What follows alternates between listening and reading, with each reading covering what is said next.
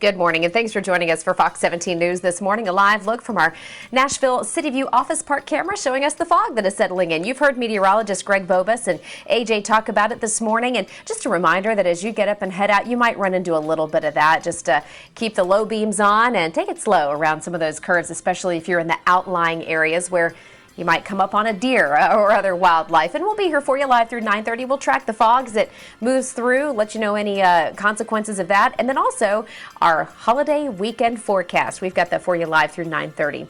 Well, Brazil this morning has now set a record for the largest number of confirmed coronavirus cases within 24 hours.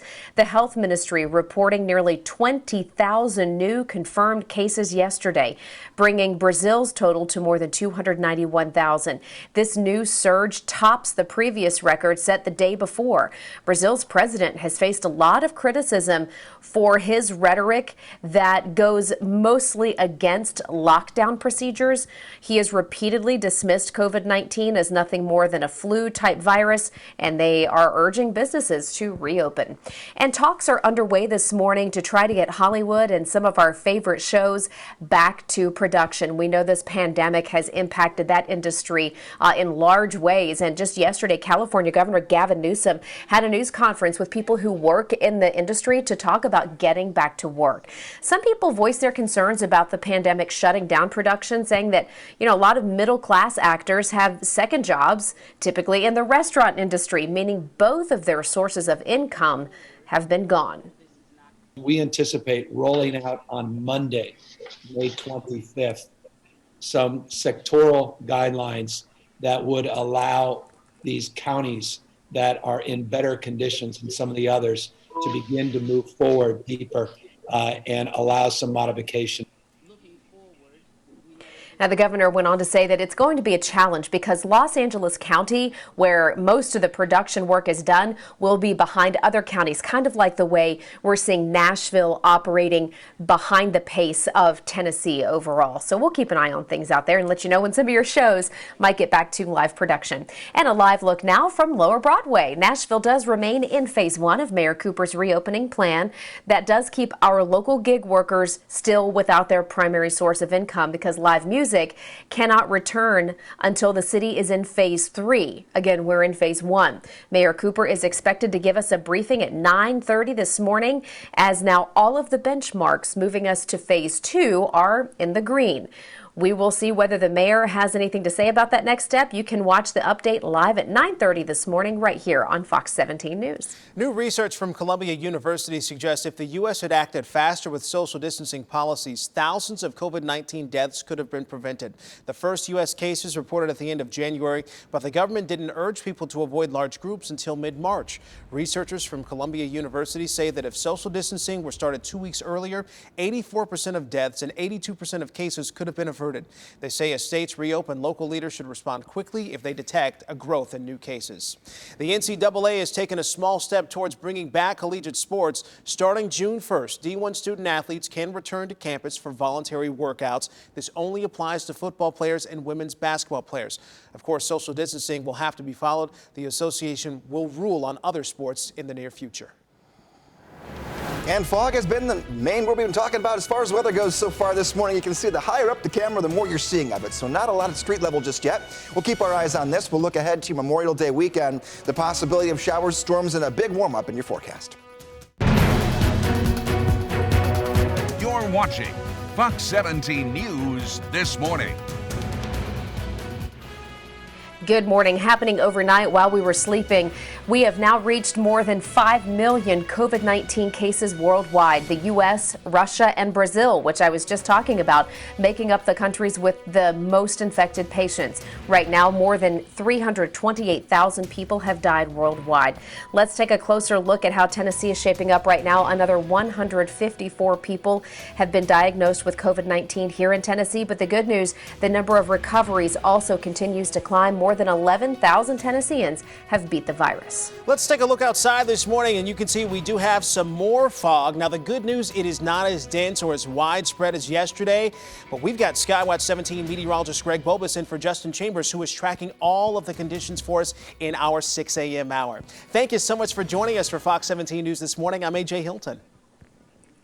And I'm Jennifer Waddell. Want to get to one of the big stories we're talking about this morning as we get closer to this holiday weekend. We know many of you will take to the water, whether you are just hanging out on the shoreline or getting in a boat. And maybe for the first time this season, the TWRA says they will be out on patrol looking for anyone who is breaking the law on the water. Fox 17 News' Justin McFarland joins us live this morning to talk about the difference between, for example, drinking when you're on the water versus drinking if you're behind the wheel of a car. Good morning, Justin.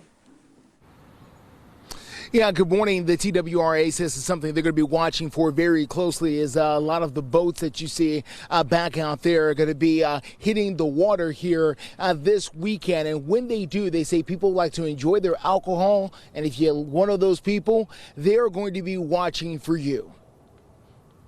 Out here on the water, we have what's called stressors, and those stressors include the sun, they include noise, wind, vibration. All of those things can affect boat operators a little bit differently if they're consuming alcohol and operating a boat. It actually slows down those fine motor skills a little bit quicker. Back out here live, and I wanted to show you a couple of guys who are setting out for their day to begin fishing out here. The sun is not out, very quiet water out here, people enjoying their time. But TWRA wants to emphasize once again, if you're coming out, make sure that you're playing it safe.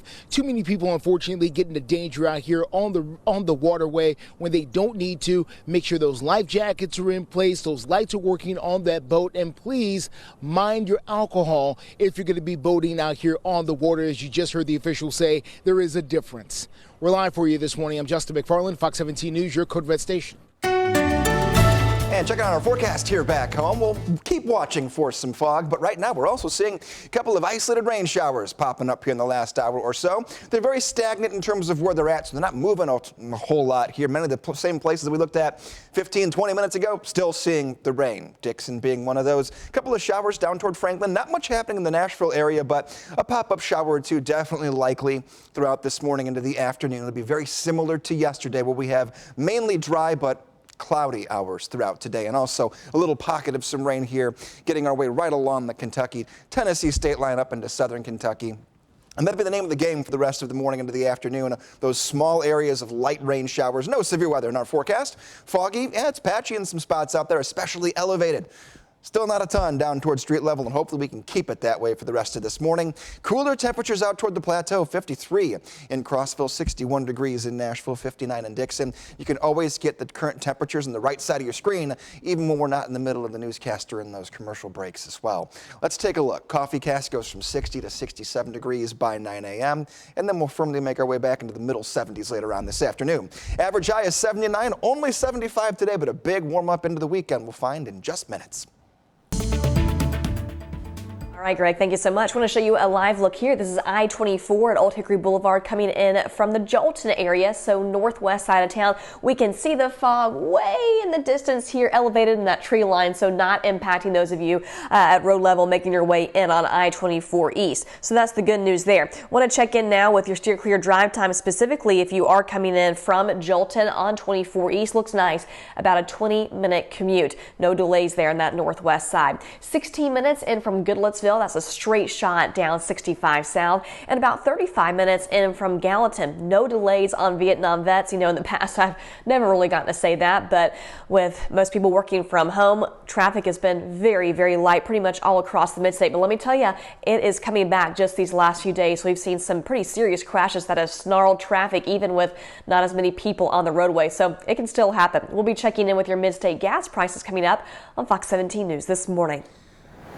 New this morning, 2 Massachusetts men are under arrest accused of trying to help former Nissan chairman Carlos Ghosn escape Japan, and a third person is also wanted for their involvement. Investigators say Ghosn met 2 of the men in a hotel room. Security footage shows 2 people leaving with 2 large boxes headed for the airport.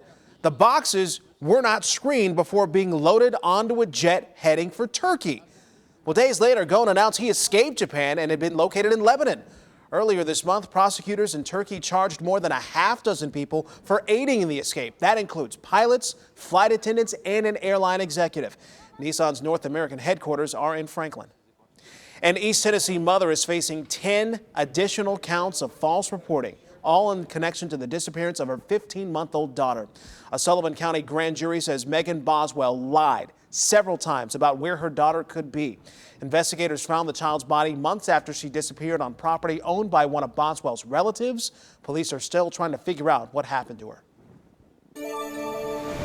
We have some new information in this morning on mortgage delinquencies amid COVID-19. This is a new report from USA Today citing that they surged in April. It's the biggest monthly jump ever. Roughly 211,000 homeowners in foreclosure. And due to the CARES Act, homeowners can suspend mortgage payments for up to a year for federally backed mortgages. So we're seeing again a surge, huge surge in April. I'm Sarah Small at the Fox 17 News Live Desk. All right, Sarah, thank you very much. Right now, we have a shooter on the run in Nashville after Metro Police say he shot a man in East Nashville overnight. Happened around 11 o'clock on Lishy Place near Ellington Parkway.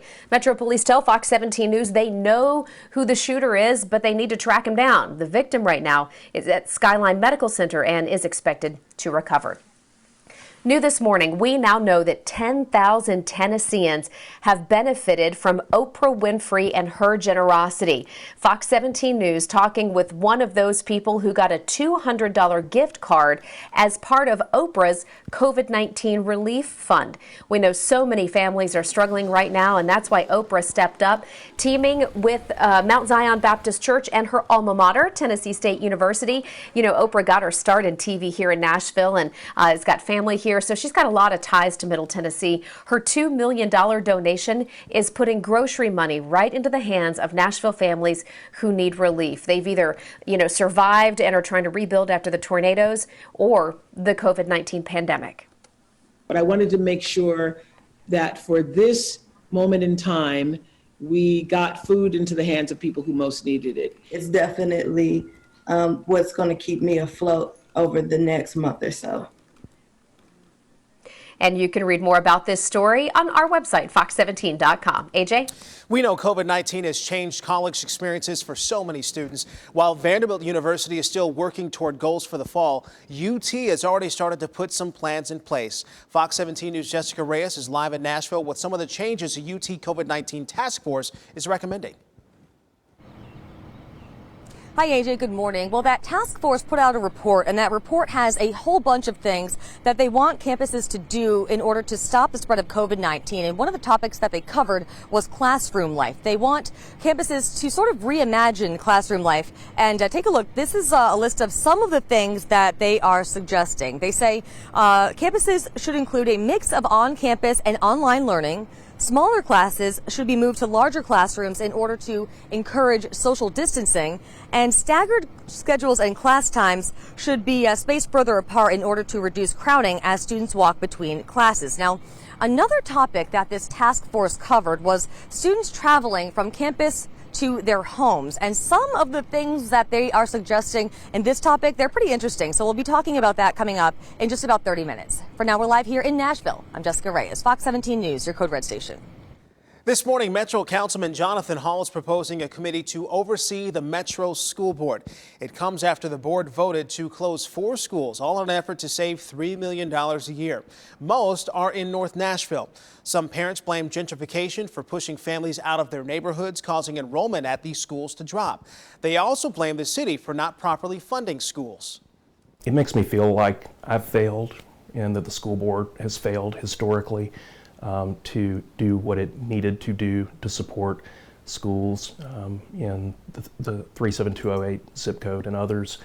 Parents hope their petition will put pressure on the board and Mayor Cooper to consider other ways to save money.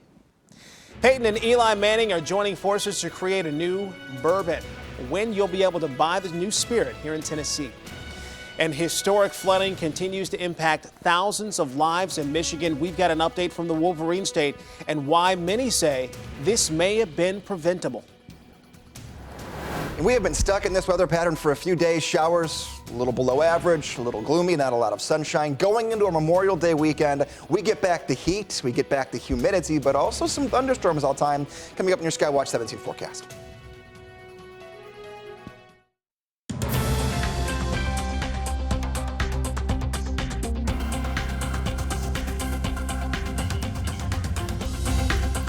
Good morning. Time right now is 6:13 on this Thursday morning. It is 60 degrees in Nashville, and we've got a foggy shot of the Nashville skyline right now. This is a live look from our City View Office Park camera, just one of several that we can share with you throughout the course of the morning. And that's part of what we do. We're here to just get your day started, show you what's happening right now, and bring you the breaking news, weather, and traffic information you need to start your day. So we just want to say good morning and thank you so much for waking up with us. You have helped make us Nashville's fastest growing morning newscast, and for that, we are thankful. AJ? At least a dozen people have died and thousands of homes are destroyed after Cyclone Amphan made landfall just yesterday in eastern India. The situation is so bad, what parts of West Bengal, the head of the National Disaster Response Force, says one area has been pulverized. Authorities have been working to evacuate millions of people. Those efforts have been complicated, of course, because of COVID-19. Relief teams are trying to get people out safely while also keeping themselves healthy. Well, back here at home, we want to take a moment to say thank you to one of our Fox 17 News viewers for sending in this photo coming in from Lewis Cosby in Williamson County. Take a look here. Snapped a picture of a funnel cloud spotted at the Old Natchez Golf Club. It's called a cold air funnel cloud. Now, typically, these do not touch the ground, but Greg, when they do, I want to make sure I get this right. They're comparable to an EF0 tornado? At best, these typically, when you get them, aren't going to be strong ones here. Most of the time, they don't make it to the ground. Let's get a little science lesson for you here in what a cold air funnel cloud is. AJ, you nailed it. Yeah, they don't happen that frequently, but when they do, here's what actually happened. They form when you have weaker thunderstorms where ground temperatures were in the 60s yesterday, but way up in the atmosphere, it was much, much colder, and that temperature difference allowed this funnel cloud to form. Usually they don't touch the ground. They're hard to spot on radar. That's the big thing, too. They're not easy to pick up on a radar signature, so public reports like this exact photograph we just saw are very helpful for us to tell the weather story. You can always send your weather photos to us, fox17.com. You just click on chime in at the very top of the website right there. But yes, about EF0 strength is what it could have been had it made its way down to the ground level. Never any stronger than that when they're cold air funnels. We have very slow moving showers here, guys. Not much movement on the radar over the last hour and a half. So many of you who are seeing a few showers, still working through it here. We're talking Dixon out toward Franklin, just to the south of the Nashville area. And these will continue to linger for a few hours, kind of like the last several days where you get that light, steady on and off rain in pockets throughout the day with the gloomy, overcast and cloud cover up ahead. Doppler radar also printing off a couple in portions of southern Kentucky. We'll keep looking at that radar for you every 15 minutes or so, but it's just not really changed all that much so far this morning. We have daily rain chances every day in the 7-day forecast. We're going to have at least a shower or thunderstorm on the radar. Not necessarily every single one of us will get rain, but across Middle Tennessee and Southern Kentucky, that'll be the case. Big weekend warm up if you're sick of these 50s, 60s, and 70s for highs. We'll look at when we could hit 90 humid degrees. Our Metro Center camera, not a lot of fog at street level. We do have some elevated fog that I'm monitoring here for us this morning. 61 degrees right now in Nashville, 59 if you get out toward Mount Juliet, 57 in Lebanon, 58 degrees in Murfreesboro. So a couple clicks below average, but we'll make it back into the 70s this afternoon. I'm going to go yellow light through 7 o'clock in case some of that fog does make its way down to ground level, but for right now we should be okay. 63 by 9 a.m. continues to about 75 this afternoon. We have this low pressure system off to our east that was sitting directly over us for a couple days. It's still influencing our forecast today, and then this front down to our south will begin to move to the north. So a few showers today, even more action tomorrow. I believe your Friday a little more active than today as far as showers, and maybe even a weak rumble of thunder. And then Saturday, as that front lifts through, that'll be our best chance to possibly see some thunderstorms. Not looking for any severe weather as of right now, and you can always track that radar with us in real time.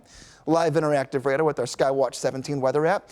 And if we were to see any severe weather, not necessarily in the next couple of days, but any time down the road, you'll get severe weather alerts specific to your area straight to your cell phone, no matter where you're at. Taking a look here, 12-hour forecast. We'll hit 70 at around 11 o'clock, and we'll stay there through about 7 o'clock tonight. So a warm one here. Pollen outlook.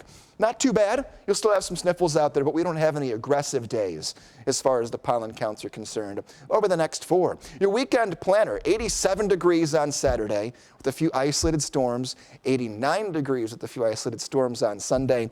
That day looks to be the day where we'll see a little more sunshine work in, and we'll keep those upper 80s Monday, Tuesday, and Wednesday. All All right, Greg, thank you so much. I want to check in now with more of your mid-state gas prices now, working off the I-24 corridor, starting in Coffee County, my favorite county in the mid-state, $1.45 at the Co-op. That's over on Interstate Drive down in Manchester. So pretty good deal for you there. Down to $1.36. This has been the price the last few days in Murfreesboro. I found this one, though, at the Walmart over on Fortress Boulevard. And then $1.66 at the Sam's Club. That's on Antioch Pike in southeast Nashville in the Antioch area. So you have a few options if you're running on E and maybe headed back in this morning and need to fill up. Coming up in about 10 minutes, we'll check in with your 6:30 drive times on Fox 17 News this morning. This morning, 3 people are in the hospital and a man is in custody after police say he opened fire at an outdoor shopping mall just west of Phoenix. One of the victims is in critical condition. The other 2 are expected to be okay. It's still not known if the shooter knew the victims or if this had been at random. This all happened at the Westgate Shopping Center, which is a popular entertainment district with shops, restaurants, and the Arizona Cardinals Stadium nearby. Donations are continuing to roll in after hundreds of people have been displaced following historic flooding in north central Michigan. More than 100 people are seeking shelter in a high school gym. At least 25 are from a senior living facility. One man who dropped off donations says it's all about lending a helping hand. Fortunately, I didn't go through anything, but if I was in that situation, pray to God somebody would help me, so I would be glad to be there for somebody else. So that's what it's about, just being there for the next person. Absolutely. Just yesterday, Michigan Governor Gretchen Whitmer visited the damaged areas, and perhaps the most frustrating part of this disaster for the governor is that this all could have been avoidable. Inspectors flagged one of the dams as insufficient 2 years ago, but nothing was done before it gave way Tuesday. In 1999, federal regulators warned that the dam could not handle a massive flood event. The state says it will offer victims what help it can, but Michigan is already strapped for cash because of COVID-19. On top of this 100-year event, we have a 500-year event in a flood that has absolutely devastated a lot of families. President Trump is set to visit Michigan today to get a look from the ground. Lowe's is living up to its motto, the helpful hardware store, giving out $25 million to minority-owned home improvement business.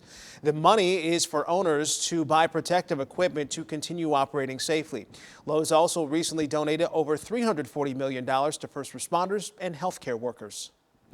Well, it's probably something they didn't think they'd ever say, but some parents say they're finding the pandemic a blessing in disguise after a plane crashed at a California elementary school.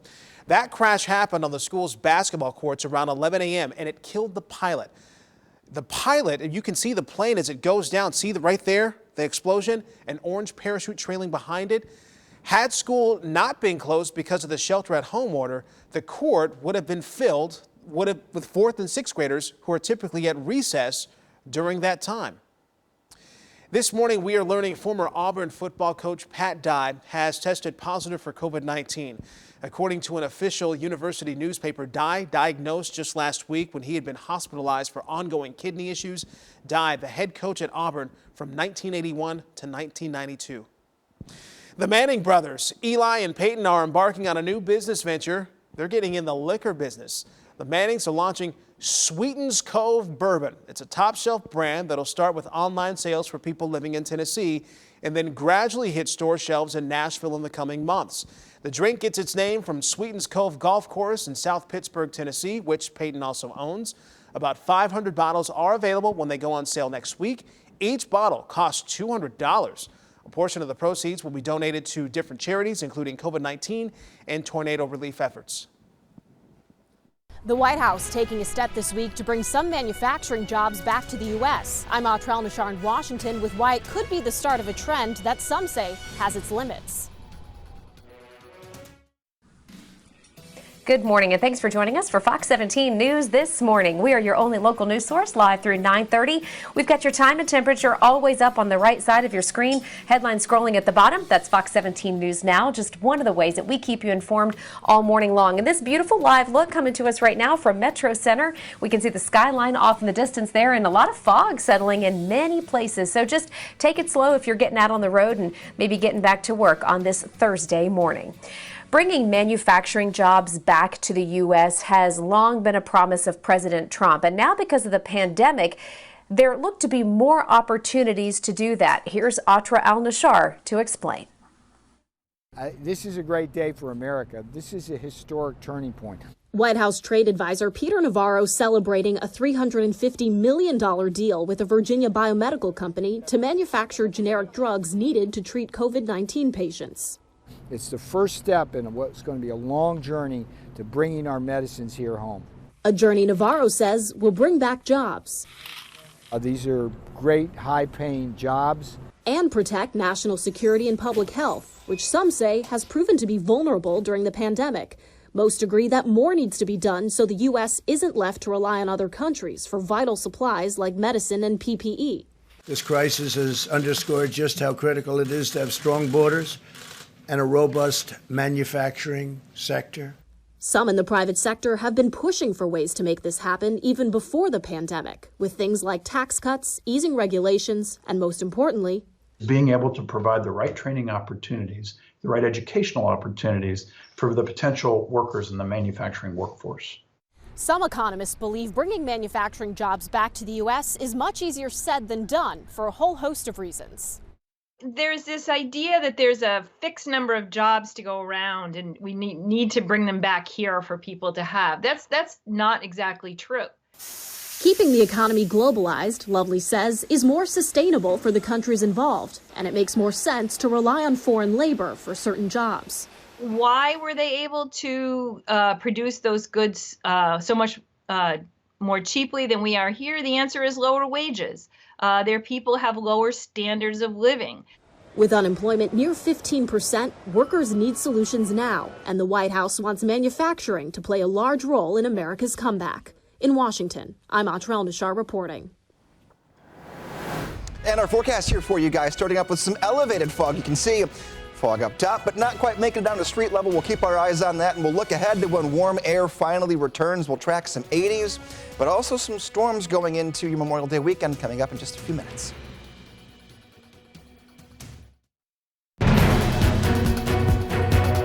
You're watching Fox 17 News This Morning. Publix continues to make good on its promise to help struggling farmers during the pandemic. The grocer just announced it is donating 100 gallons every week of milk to Brad Paisley's store, which is a free grocery service to help people get food while working towards self-sufficiency. As Tennessee starts to reopen daycares across the state, they're now ramping up safety measures, working to keep everyone safe when they do come back. You can read more about the changes in our mid-state daycares. Just check your phones. We're sending you a link right now. AJ, Jen, we're starting our 6:30 half hour with some breaking news. We have a live look just in, and we want to take you to Portland this morning. This is Bennett Street near South Russell Street.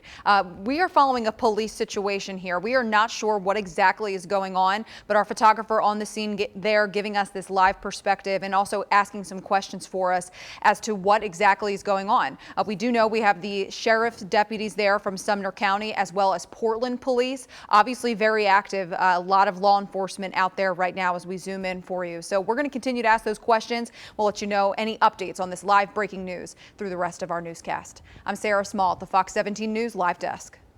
All right, Sarah, thank you. Hey, we do want to say good morning. Thank you so much for joining us for Fox 17 News. I'm AJ Hilton. And I'm Jennifer Waddell.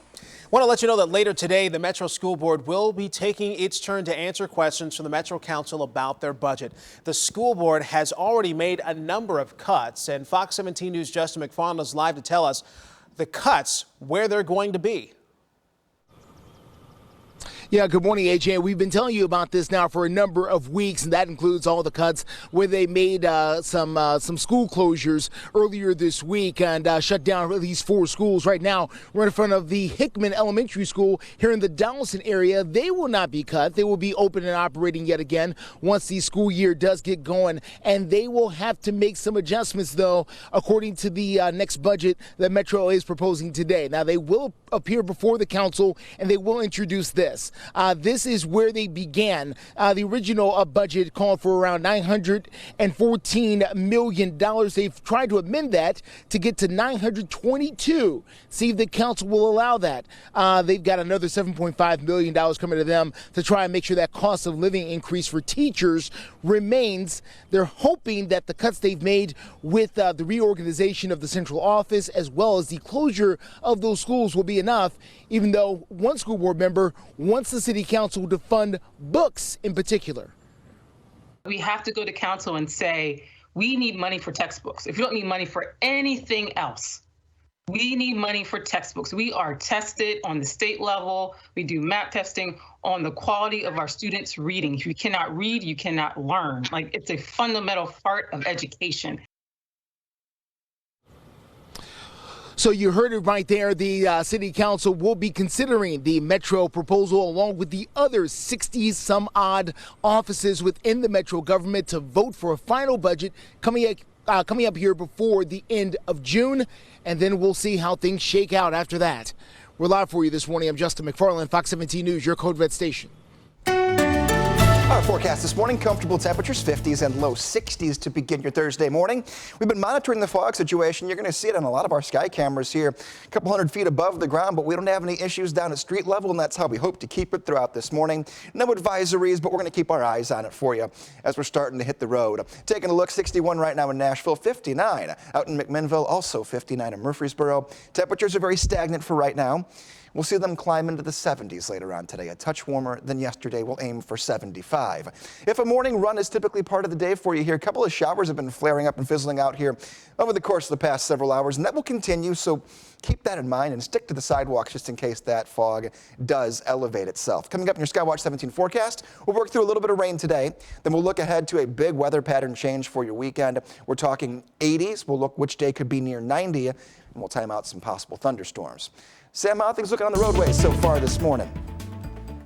Hey, good morning, Greg. Yeah, I'm not seeing the fog at road level as you mentioned, but something we're going to watch out for as the morning progresses. I want to show you a live look I-40 and I-840 in Lebanon, so Wilson County. If you look close, we've got some activity right under the overpass here off the road, though, so really not impacting traffic, and traffic is very light, as you can see for yourself. So if you are coming in from Lebanon, it's going to look nice, 34 to 35 minutes on I-40. Again, that's coming in from Wilson County on I-40 West. 39 minutes in from Murfreesboro. Let me tell you, I've been doing traffic in Nashville for almost 5 years now, and 39 minutes is the fastest I've seen. We've seen the Murfreesboro drive time get well over 2 hours. So for those of you who are headed in, 39 minutes is fantastic. Take advantage of it while it lasts. And then 36 minutes in from Spring Hill. Same story for those Spring Hillers. I know that commute can be a beast coming up I-65 North, but today and these last few weeks really have not been the case. So that's good news to start your Thursday. Coming up, we'll check in with the rest of your mid-state commute on Fox 17 News this morning.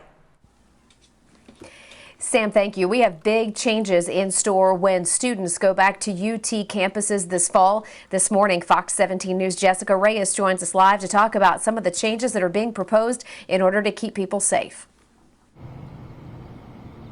Hi, Jen. Good morning. Well, this report was put out by a COVID-19 task force that was put together by UT, and their job was to come up with a list of things that can help stop the spread of COVID-19 on UT campuses. Now, some of the topics that they addressed were things like student life, classroom life, and even the way students travel between the campus to their homes. In that regard, some of the things they came up with were pretty interesting. Take a look at this. Some of the things under that category that they're suggesting is they say that campuses should encourage students to stay on campus for as much of the year as possible.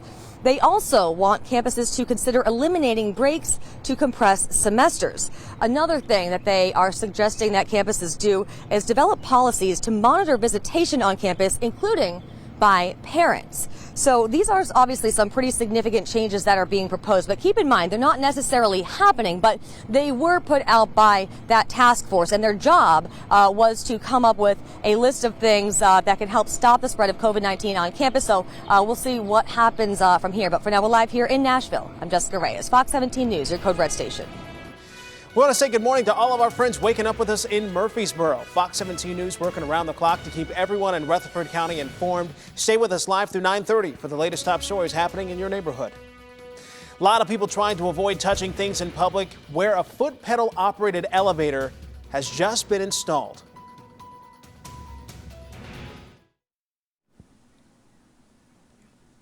Breaking news right now from Portland, Tennessee. This is just north of Nashville. Sumner County Sheriff's deputies and Portland police on scene as we've got some type of a situation in a neighborhood. Now, Fox 17 News has a crew there right now live. This is near Bennett Street and South Russell Street.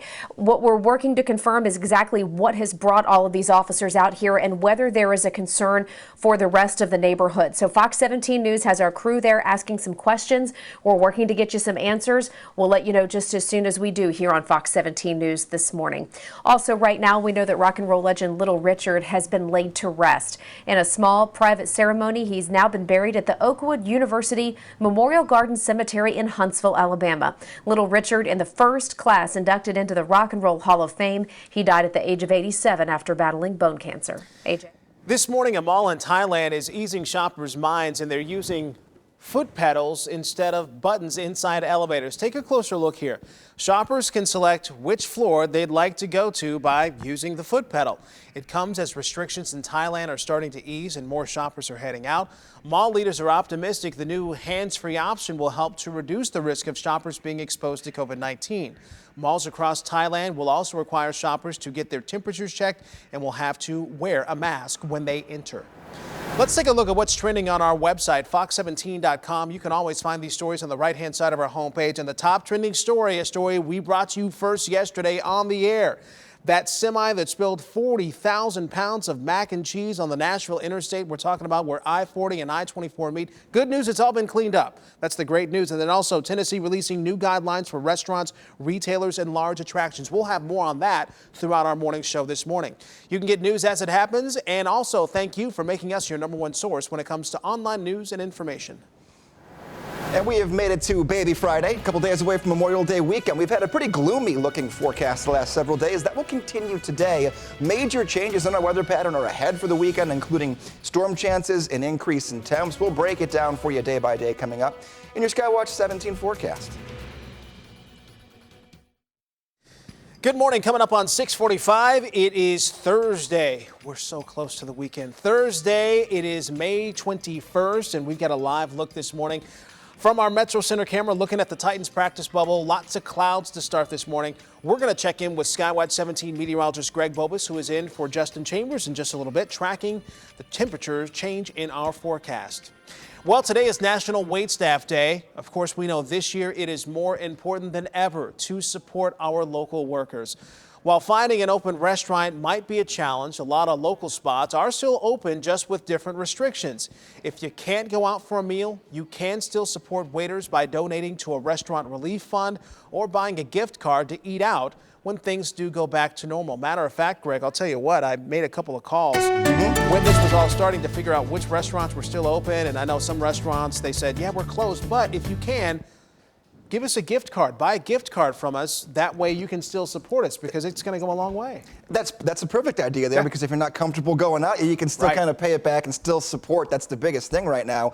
And we're going into a holiday weekend, which is typically one of those times where you really do want to get out and do something. So let's take a look at the forecast, what we're working with today, where we're going to head the next couple of days, what that Memorial Day weekend looks like in case you do have some plans you're trying to get out there and take care of. Doppler radar over the past several hours has been a very similar picture, very slow moving showers like we've had the past several days, still kind of swirling counterclockwise as they have been doing so, moving real slowly. This is a look at the last hour, and yeah, it hadn't really moved all that much. If this continues to move along, about 15-20 minutes from now or so, we'll see a couple of light showers pick up in the Smyrna area, Murfreesboro, right around that amount of time as well. These are south of Nashville, but a few light sprinkles will be possible in the next hour or two, so tossing an umbrella in the back seat just in case is a good bet for today.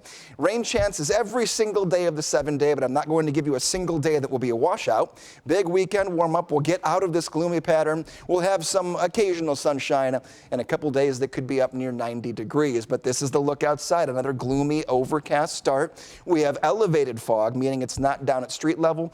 Hopefully it stays that way. If it does, it shouldn't cause us any problems this morning, aside from just making it look even gloomier out there. Temperatures right now are in the 50s out toward the plateau, 57 in Cookeville, 55 in Sparta, 53 in Jamestown. You get close to the Nashville area, right near 60 degrees for our early morning temps. Let's track a little more rain for us here today. Here's through 8 a.m. 8 a.m. goes into 11, 12 o'clock. Most of the morning for the majority of us will be dry. Afternoon could give you a couple more showers and flare up little downpours just like yesterday. We'll turn this off overnight. We'll bring back more tomorrow morning. Tomorrow looking a little more substantial in terms of the chance for more organized rain and even a couple more of those heavier downpours. And there'll be a few rounds of that for your Friday. Saturday is a good chance for us to actually see a few thunderstorms. You'll see those moving in here on Future Track during the morning hours, stopping here at 2 p.m. on Saturday. Warm front pulls north, brings in the 80s, but also will bring couple of storms. Today, only 75. That's all we're working with here. The actual average on this date is 79, so we're still below where we're supposed to be. The muggy meter, maybe a little stickiness today. You'll really notice it, though, into the weekend itself. We could have dew points that are high enough to not just make it feel muggy, but also give us some heat index values near 90 degrees. Look at that, 87 on Saturday, 89 on Sunday, 88 on Memorial Day. All three of those days have a shot at possibly breaking 90 in a few spots. Isolated storms all 3 days of our holiday weekend. Greg, thank you so much. Yeah, you've been talking about the fog this morning. It was certainly at road level yesterday, but today we can kind of see here, but it looks like it's more so in the tree line. This is I-65 at 96, which is exit 65 off 65, so easy to remember. Coming in from Franklin, Williamson County. Roads look a little damp here, but traffic is light, but a few people do have on their headlights, so just a heads up if you are waking up and headed in maybe from Williamson County on the south side of town. Now I want to switch gears and go over to the north side of town. This is I-65 at Rivergate. Not seeing fog here either. Beautiful shot, lots of green, so at least all that rain is kind of paying off with all the spring blooms there. Interstate traffic looks nice as we're coming in from Millersville, Goodlettsville, Madison, any areas north of town, or maybe you're traveling 65 outbound into southern Kentucky. Good morning to you. Things look nice in your neck of the woods too. Coming up, we'll check in with your 7 o'clock commute in about 10 minutes on Fox 17 News this morning. Sam, thank you. We have an update now to that breaking news just in moments ago. I want to take you there live this morning to Portland. This is Bennett Street and South Russell Street. Again, Sumner County Sheriff's deputies there. The new information we just got in from our photographer who's on the scene says that police were responding to a domestic aggravated assault situation. This was on Bennett Street. The person was not very cooperative with police and then barricaded themselves inside the house with a knife. So the SWAT team arrived. We did see officers there in full tactical gear, and they were able to take this person into custody. They had to use some type of gas in order to get them out of the home there. But that person now being charged with aggravated assault and resisting arrest. The family member who was involved and was assaulted allegedly earlier this morning was not taken to the hospital. So definitely good news. But if you're waking up in Portland, joining us this morning, wondering what is going on in my neighborhood, this is the live look and the new information we're just getting in at 6:50 this morning. I'm Sarah Small at the Fox 17 News Live Desk. All right, Sarah, thank you. Time is now 6:50, and now that all 50 states have started to partially reopen, businesses are trying to find ways to keep workers and customers safe. Here's how some restaurants are practicing social distancing. It's this morning's Show Us Something Good.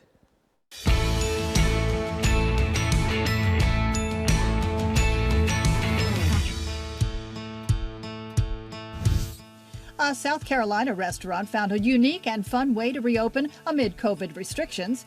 Their dining room is packed with mannequins. The owners wanted to make their restaurant look as full as possible. The blow-up dolls are dressed like patrons. They are placed 6 feet apart from other tables. The owners say they're following the guidelines and keeping their customers and their staff safe. And when a renowned restaurant in Virginia reopens next week, they plan to do the same, but these mannequins will have a 1940s look. The restaurant teamed up with a local theater company for the costumes. It's also customers can have a fun dining experience, snap a few pictures, and maintain social distancing. Have you seen something good? Use your station's mobile app, click on Explore, then chime in at the top and show us something good. I'm Melanie Hastings. Well, as Nashville slowly returns to normal, one group is still canceling events. Fox 17 News' Jessica Reyes is live in Music City to tell us all about that in our 7 a.m. hour. Fox 17 News this morning is your only local news source, live through 9:30 with Skywatch 17 weather and your steer clear traffic reports every 10 minutes. Take a look at that fog on our camera. This is the view looking into downtown from I-440. The fog really not at street level, but be prepared. If you've got some place to be this morning, give yourself some extra time because there could be some patchy fog in your neighborhood.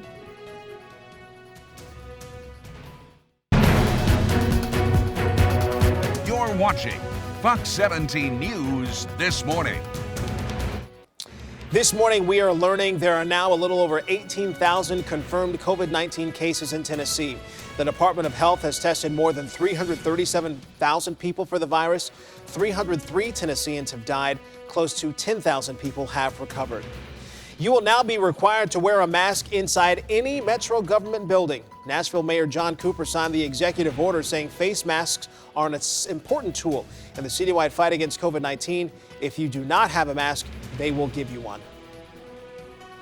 In the last 24 hours, Kentucky Governor Andy Beshear says 12 more people have died from coronavirus. So far, 346 Kentuckians have died. Governor Beshear says there are 7,935 confirmed cases. More than 145,000 people have been tested, and right now close to 3,000 people have already recovered. Good morning. It is 7:01. Thank you so much for joining us for Fox 17 News this morning on this Tuesday. I'm Jennifer Waddell. And I'm AJ Hilton. Fox 17 News is your only local news source, live through 9:30 this morning. And we are learning that the homeless man who police say stabbed 2 people had been asked to get a COVID-19 test before the attack. A representative from the Nashville Rescue Mission says Kelvin Edwards had been staying there and needed to be tested before returning to the facility. The rescue mission says all guests that leave are expected to get tested before returning. Metro Police say during an interview, Edwards expressed his anger about COVID-19. He is in custody this morning as a couple continues to recover after he's accused of stabbing them with that machete. The city of Franklin recently held its State of the City address, but this year we know it looked very different. Fox 17 News' Sarah Small live in Franklin this morning with more on the virtual meeting. Sarah. Good morning, AJ. The mayor and the city administrator are essentially taking the time to make people laugh and smile while also updating them on important information, especially as we're dealing with something as serious as COVID-19. Take a listen. Eric, I think you need to adjust your camera. It looks like you need sinus surgery. Oh, sorry about that. Let me see here. Okay, how's that? Is that better? Mayor, I can't hear you. Can you unmute? So essentially all of that was pre-recorded, essentially just paying an ode to the snafus maybe many of you at home are experiencing when you're doing any of your interviews or your meetings virtually on Zoom. But also, again, taking the time for this virtual address, focusing on the work ongoing in Williamson County as well as in the city of Franklin. Right now, we know that they are all getting to the next phase of reopening, and this includes helping small businesses who've been impacted over the last several weeks. Businesses across Williamson County and Franklin did a pretty good job receiving this money, especially the small businesses. The average award we learned was about $100,000, and it ranged anywhere between $8 million and about $5,000.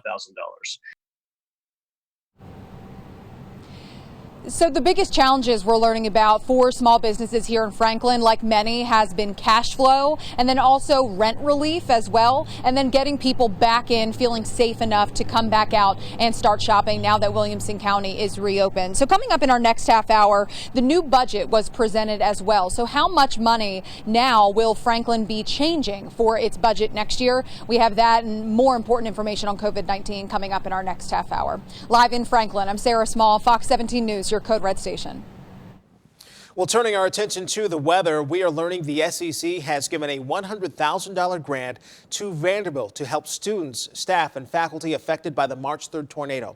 Students and staff, along with faculty, will have to provide details, but they can use that money to help with living expenses, repairs, or replace items damaged in the storm.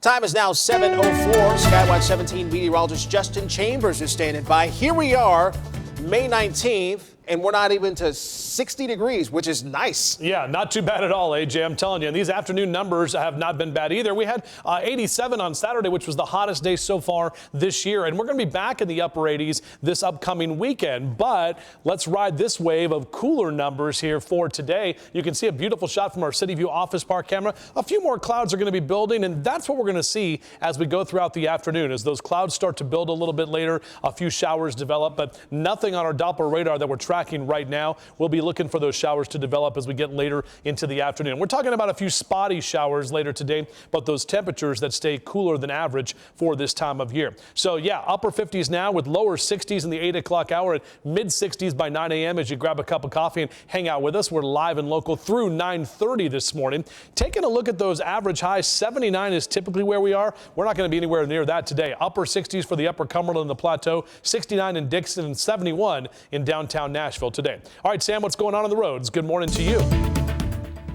Hey, good morning, Justin. Good news, that crash just about cleared up on I-65 South at Highway 76. That's exit 108 in White House up in Robertson County. Earlier, I'm talking 3, 4 o'clock this morning, we had a tractor trailer catch fire. It was carrying pumpkin pie, of all things, but everyone is okay. It's been an issue with debris getting cleared up off the roadway, even some fuel, but it looks like this is almost clear. So if you're coming in from the north side, really not going to be a big issue for you.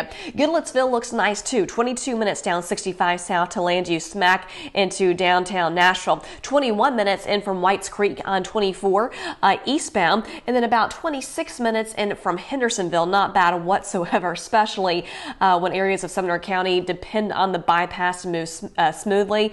That's not always the case, but I'm telling you what, with most of us working from home, that has been a fantastic commute for those still having to hit the road. Coming up, we'll check in with your mid-state gas prices on Fox 17 News this morning. Program needs your help this morning. Our partners at Smoky Barn News say this program is hosting a snack food drive every Friday at South Haven Christian School. That's on Academy Drive from 8 a.m. to 2 p.m. And they need things like Pop-Tarts, granola bars, applesauce, goldfish crackers. Again, this is an after-school snack program. It's designed to help students excel academically, but also to teach them cooking skills and other life skills. AJ? We do want to look ahead because the Metro Health Department will be passing out more free masks this week. You can pick up 2 masks per person at the Hartman Park Community Center, Bellevue Regional Center, Madison Community Center, and Smith Springs Community Center Friday from 9 a.m. until 1 p.m. And the city of Laverne will be handing out masks this weekend. Locals can get masks from 8 a.m. to noon while supplies last at the City Hall on Murfreesboro Road. Masks will be given out on a first-come, first-served basis. Jen. This morning, we have 2 Middle Tennessee churches that are coming together to give back to their communities. It is really an inspiring story, and we're so happy to share it with you this morning. Fox 17 News' Jessica Reyes joins us live in Goodlettsville with how these 2 churches are helping. Hi, Jen. Good morning. Yeah, the campuses of the Goodlettsville Church and the Gallatin Church, they got together and they pooled their donations for 1 week. It ended up being $12,000, and they donated that $12,000 to 2 local businesses, one here in Goodlettsville and one up in Gallatin. Now, the pastor here in Goodlettsville says it was really a godsend for one of the local businesses. They say that the night before they got this grant, they had actually laid out all their bills on the table, and they just didn't know how they were going to pay them. So we're going to be hearing from that pastor about how that really helped this local business coming up in just about a half hour from now. But for now, we're live here in Goodlettsville. I'm Jessica Reyes, Fox 17 News, your Code Red station. Jessica, thank you so much. Hey, for those of you who are in need of a little help with your utilities, First Baptist Church in Murfreesboro would like to help you. If you could use some help, you just need to apply online at fbcmurfreesboro.org. Their program is offering an extra $75 to the first 100 Rutherford County residents who reach out to them. So there's another way that our local churches are helping their communities. Because of the big turnout for testing last week, Mount Juliet is teaming up with Kroger again to provide COVID-19 drive-through testing. It starts today, supposed to end Thursday. So you can go Tuesday, Wednesday, Thursday in Mount Juliet. Testing available from 8:30 a.m. to 4:30 p.m. It's in the parking lot of Charlie Daniels Park. To get tested, you have to schedule an appointment, though, and you can do that at KrogerHealth.com. And let's go to Clarksville now, because if you were planning to take your child to summer camp in Clarksville, you're going to have to rethink your plans. Clarksville Parks and Rec leaders administrators say they will not have an in-person summer youth program this year. Instead, they'll be virtual. It's a free camp. It'll run June 1st through the 10th. The program will include activity packs for kids to enjoy at home and virtual programming. Those packs are free and can be picked up at the locations you see on your screen here. Supplies are limited. A branch of the Metro government is thinking about taking Metro Police to court. I'll explain why coming up in just a few. New research this morning suggests that storms in the coming year may pack a punch. A look at what scientists are closely following with the possible storms. Right now, it is 10 minutes past the 7 o'clock hour. We've got another live look outside here in Nashville this morning. Lower Broadway, to be specific. Look at the clouds, though, in the sky. Really, really great start to this Tuesday morning. 59 degrees outside. You can always find your weather headlines on the right-hand side of your screen. And this morning's top headlines scrolling at the bottom.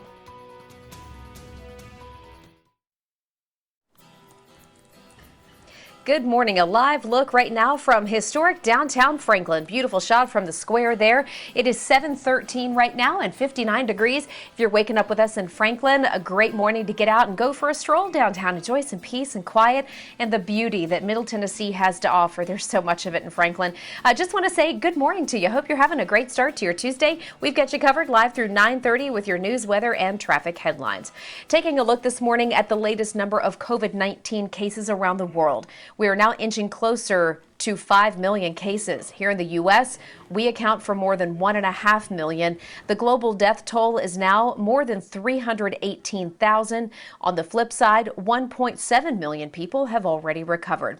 And there's a big development this morning in the race to get a vaccine. We've got one drug maker who says one of its research test trials is promising. Let's take a look at who's doing the study and when we could see a vaccine.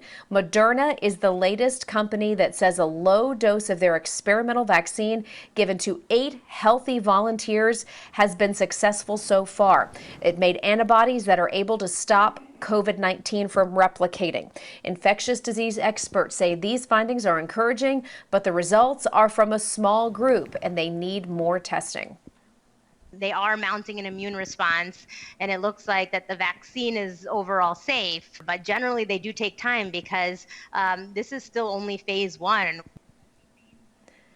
Moderna plans to launch late-stage trials for thousands of people in July. And if all goes well at that point, millions of doses could be ready for widespread use by early 2021. Something you might not have realized, but if you've tried to get a thermometer lately at the store, you have noticed they're hard to come by. Manufacturers and distributors say thermometers were already in high demand earlier this year when healthcare providers started ordering more of them to scan COVID-19 patients. But now companies that are requiring temperature checks are having to buy these devices in bulk. Suppliers say with the new demand, they just can't keep up. AJ? This morning, new research suggests hurricanes and other storms are more likely to get stronger as the planet gets warmer. A new study by the National Oceanic and Atmospheric Administration, otherwise known as NOAA, along with the University of Wisconsin, looked into 4 decades worth of satellite data on global storms. Over that period, the chance of storms becoming major hurricanes grew by 8% every decade. Major hurricanes are Category 3 storms with winds of at least 110 miles an hour. Here's the thing, even though we're talking about these Category 3 and stronger storms, we know it doesn't take much damage to do, doesn't take much to do damage. It could be a Category 1 hurricane, could just be straight line winds, Justin, which is what you talk about all the time. Yeah, it could be a tropical storm too, AJ, Jen. Good morning to both of you. We know Tropical Storm Arthur is now moving back out to sea with 60-mile-an-hour winds. It did affect parts of North Carolina and the Outer Banks yesterday, bringing some high surf and a lot of wind and rain. But luckily, that thing made a right turn and it's going to go out to sea. So we're good news there, as we're not even in hurricane season yet, guys. That just starts on June 1st. So here's a look at our Metro Center camera. Live look right now. Beautiful picture of that sun that is shining bright this morning. We've got a few clouds that are kind of hanging around at this time, and other than that, not much to get in your way with temperatures right now in the upper 50s. You can see that temperature on the right side, upper right hand corner of your screen, always there, even during commercial breaks. Also notice we're blue, code blue on the right side and bottom means that we're not in a code red weather alert, and we flip that switch when we need to. We did have a tornado watch that was posted for some of our eastern Kentucky counties yesterday, but no real issues or any damage or any reports of any major storms up there. Did get a lot of rain out in the plateau yesterday afternoon, and that rain is heading out toward Knoxville right now. For those kids who are learning today at home, your at-home school cast looks like this. 50s now, but upper 60s for lunchtime and lower 70s. Recess, not a bad day for that at all. We still have a few scattered showers out there. Same thing for golfers on our forecast. If you're going to be out and about hitting the links today, golfers, a quick 9 this morning. No issues. This afternoon, may run into a few scattered showers out there, but temperatures that stay below average. How about 71 for a high? 8 degrees below average than we typically see for May 19th. So we'll keep those cooler temperatures in place. Boaters, for your boating cast, it's National Safe Boating Week, which is definitely a good thing to think about before you get out and about and get the boat cleaned up for the holiday weekend. But next 3 days, we're talking about lower to mid 70s, even though we're dealing with a few showers each afternoon, should be good to go. Now, the next few days, we're also tracking this area of low pressure over parts of the west coast, big ridge of high pressure in the center of the U.S., and then we've got this meandering cutoff low. This is going to be here today. Also will be here tomorrow. It stays around on Thursday. It's basically that counterclockwise flow right there. And when it is cut off from everything else and not allowed to move, it's what's happening with what we're going to see here. We call him Larry, the lingering low. That big ridge of high pressure not allowing Larry to move on and exit stage right. So that low is going to be sticking here. And what that will do will keep very similar conditions in play here for the next few days. What that means is we'll see building clouds in the afternoon, couple of stray showers. Our temperatures stay cool, so that's not bad, right? But Wednesday and into Thursday, you're going to see those clouds hang around, and then eventually by Friday into Saturday, we'll see some drier conditions and warmer temperatures as we approach the weekend. All right, this is from Trish C., our Furcast Pet Picks. That is Peyton and Tiny. Also the name of Peyton Manning's commercials with Brad Paisley, I believe. Peyton and Tiny right there, looking good there from Trish. And we do appreciate getting those pet pics in. Always love to see those furry friends of yours, so you can always send them to me, JCChambers at fox17.com. We'll put those pets on TV. All right, here we go. Our extended forecast. 70s for the next 3 days, lower 80s tomorrow, or Friday, I should say, lower 80s Friday, and then mid to upper 80s as we head toward Memorial Day weekend, so our numbers really going up. In fact, upper 80s on Sunday and Monday should be some of the warmest temperatures that we will see so far this year. All right, let's see what's going on the roads with Traffic Jam. Sam, you were busy earlier, Sam. What's going on now? Yeah, we've been following 2 tractor-trailer fires, one on I-840 West, on the west side of I-65 in Williamson County. And then we've got another tractor-trailer crash that's clearing up, pretty much gone now on 65 in Robertson County. So I quickly want to go over some of your gas prices because let me tell you, they are shooting up. Right now, $1.68 at the racetrack on Crossings Boulevard in Spring Hill. That's the lowest I could find in Spring Hill. Then you move into Franklin up to $1.88 at Sam's Club. That's on Mallory Lane. Also $1.89 at the Costco over on Seaboard Lane. Then you head just a little bit north on to the other side of the interstate, Brentwood. Look at this. 209. We've gotten up to 209 and Brentwood. This is at the Shell on Moore's Lane. So look around town, showing you just some areas that you may want to fill up and maybe some areas you want to avoid. Coming up, we'll check in with your 7:30 commute on Fox 17 News this morning. The Metro Community Oversight Board is not happy with Metro Police. The board claims the police department is not giving them everything they need to do their jobs. Fox 17 News' Justin McFarland live with why this dispute may be headed to court. And Justin, these two sides, this back and forth just continues. Oh, AJ, it's been going on for a while, so we're not going to say this is exactly brand new. What is new, though, this morning is this move discussed by the Community Oversight Board to take Metro Police to possibly court if they cannot get what they want. They say Metro Police have continued not to cooperate with them, not to give them certain documents, not to tell them about things at a certain time, and now we've reached this point.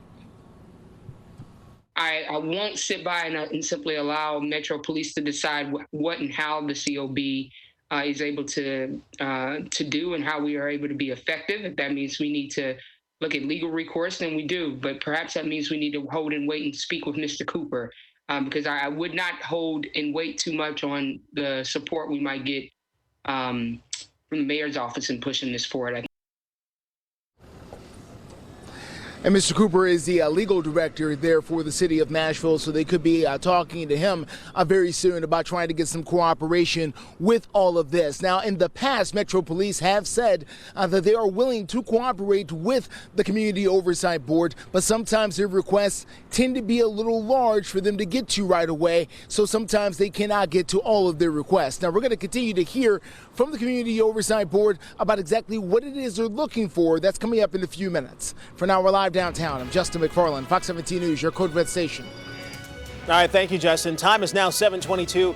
If you're looking to do a little shopping, you might notice a difference at checkout, why your next shopping trip may cost less. And Delta is looking to get more planes in the air when they're planning to make those changes. Good morning, 7:25 is the time. Another live look at downtown Nashville this morning. Things looking really nice, off to a really nice start. 59 degrees is the temperature outside. You can always get those weather headlines on the right-hand side of your screen. For example, right now, 59 degrees in Manchester, cloudy and 57 in McMinnville. We've got your news headlines scrolling at the bottom. This morning, Kentucky Governor Andy Beshear says the Bluegrass State will defeat COVID-19 by testing and contact tracing. There are currently 7,935 confirmed cases in the state, and more than 145,000 people have been tested.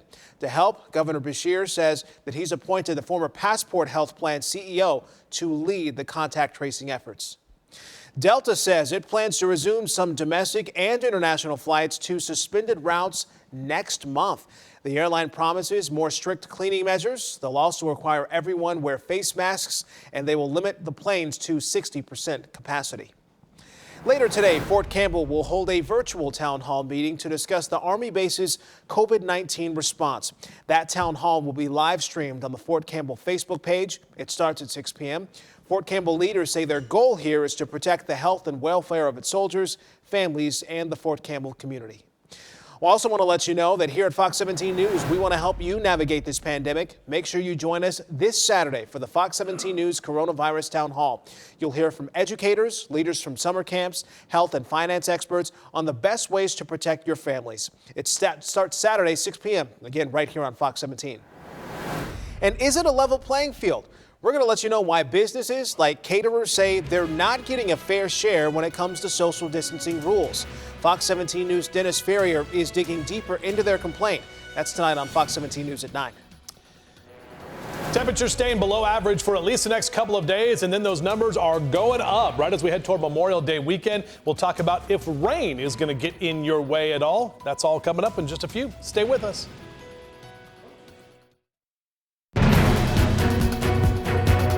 You're watching Fox 17 News this morning. In 168 days, Americans will head to the polls for the 2020 presidential election. But ahead of that, Nashvillians can now weigh in and choose their favorite voter sticker design from 8 finalists in the Metro Arts and Davidson County Election Commission's I Voted Student Sticker Contest. Online voting ends May 31st at midnight. You can vote at metroartsnashville.com/vote. And it's sunny out right now, but when the sun sets this week, you'll notice the Korean War Veterans Memorial Bridge is going to be lit in orange and blue. This is in honor of the 46th annual EMS week. So we want to thank all of our local men and women on the front lines day in and day out. Absolutely. We do want to say good morning to all of you waking up with us here on Fox 17 News this morning. I'm Jennifer Waddell. And I'm AJ Hilton. We want to let you know the Community Oversight Board says they are now considering legal action against Metro Police if they do not start to get the cooperation they want. Fox 17 News' Justin McFarland has been following the story. He lets us know what they now want to know. Hey, good morning, AJ. For the last several months, and really since the creation of the Community Oversight Board, they've been dealing with this, and they say they want more information from Metro Police. They say they really want to know when things like officer-involved shootings happen, anytime police have to get physical with someone. They want to know about those kinds of things. They say right now they are not getting that kind of cooperation, and their next step could be the courtroom. I mean, we're all government, Metro government agencies. And, you know, there shouldn't be this much difficulty with the sharing of information. they've already mandated that whatever information is confidential, that we would also deem it confidential. And so, to me, there's no reason why we should not be able to get a CAG report. Now, the Community Oversight Board says before they go to court, they will make sure to contact the mayor's office and discuss this issue with them a little bit further. But they say they cannot do their job with this current level of information that they're getting from Metro Police. In the past, Metro Police have said that they are welcome to, or very welcoming rather, to cooperating with the Community Oversight Board. But they do say at times they ask for information that is simply more than they can give at that particular time. We're live for you this morning downtown. I'm Justin McFarland, Fox 17 News, your Code Red station. Thank you very much, Justin McFarland. 7:32 is your time right now. My name is Justin Chambers, and this is a live look here from our Metro Center camera. We love showing you the sunrise shots. We love showing you the shots all morning long, and you can always get these on our website for free at fox17.com. Just click on Nashville cameras. I also love getting your pictures that you send in of sunrises and sunsets, and of course your furry friends pics. And we'll be sending more of those, showing more of those pet pics coming up in just a few minutes from right now. I've only had one cup of coffee, and I think I'm going to go for number 2 in just a moment since I can't talk. All right, here's our satellite and radar picture. I'll try to talk for another 20 seconds or so. Talking about really not much in terms of the rainfall, so we're all dry now. Throw something on the grill a little bit later today on your barbecue cast, heating things up. Lower 70s by about 5 o'clock, even upper 60s by 7 p.m. And again, a couple of scattered showers that'll be around, maybe sizzling the grill a little bit as those raindrops hit the top of your hot grill action. 69 by noontime, lower 70s in the 2 and 3 o'clock hour. And look, the next 3 days overall, not too bad. These temperatures, low to mid 70s. I will take it for mid to late May. We could be a lot hotter right now. And don't worry, we're getting there. If you want those 80s and 90s, they're right around the corner. Speaking of 80s and 90s, let's check in with Traffic Jam Sam. Hopefully people not going that fast out there, right? Well, that's what happens when you get pulled over, you get in a crash. So don't certainly want to recommend that. But good morning to you, Justin, and everyone else waking up early with us. If you've been with us for a while, you know we've been following 2 tractor trailer fires, one in Robertson County that's now clear, and another one in Williamson County along I-840 westbound at Carter's Creek Pike that has shut down the westbound lane. Should be clear in an hour. So we're keeping a close watch on that. Right now, I do want to check in with the rest of your interstates. I-40 Dixon into downtown, 42 minutes on the nose for 40 East. 39 minutes up 65 north coming in from Murray and Williamson counties right at Saturn Parkway, that's Spring Hill. And then 40 minutes in from Murfreesboro for Rutherford County. So 24 west looks nice too. Again, we'll be checking back in with that tractor trailer fire. The fire's out. It's just cleanup now in the Williamson County area along 840 westbound. Coming up in steer clear traffic on Fox 17 News this morning. Sam, thank you. We have 2 local churches that are coming together to give back. And Fox 17 News' Jessica Reyes joins us live this morning to tell us how they're being a blessing to some small business owners. Hi, Jen. Good morning. Yeah, a really good thing that these churches are doing. The Goodlettsville Church and the Gallatin Church, they got together to pool their donations for 1 week. It ended up being about $12,000, and they donated them to local businesses, one here in Goodlettsville and another in Gallatin. We heard from the pastor here. He says that one local business, a family that owns the business, they were counting their bills the night before, and he said it was just such a godsend for them. Take a listen. They laid out all their bills on a table, and their family gathered around to pray that God would meet those needs. That was on a Sunday. They found out on a Monday that they were receiving the grant. And we know so many local small businesses have really been struggling as a result of this COVID-19 pandemic because many of them have had to shut down for so long. But again, this happened here in Goodlettsville with the Goodlettsville Church and the Gallatin Church as well. Again, they pooled their resources and they donated $12,000 to 2 local businesses, one here in Gallatin, one in Goodlettsville, one in Gallatin. And it was really, like I said, a godsend for that one business. For now, we're live here in Goodlettsville. I'm Jessica Reyes, Fox 17 News, your Code Red station. Jessica, thank you. Turning our attention now to politics this morning, where Republican Senator Marco Rubio from Florida taking the reins over the Senate Intelligence Committee. That's happening today. That role opened up when Senator Richard Burr stepped down last week. Burr is being investigated by the FBI for selling up to $1.7 million worth of stocks just before the market dropped. AJ?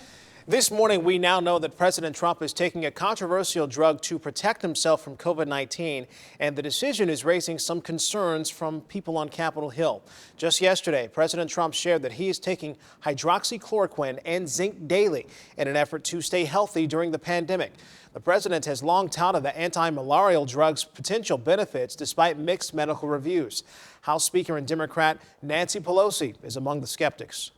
I would rather he not be taking something that has not been approved by the scientists, especially in his age group and in his, shall we say, weight group, what is morbidly obese. Now, some doctors say the drug is dangerous for some patients. However, the president says he consulted with the White House doctor to learn possible side effects before taking that medication.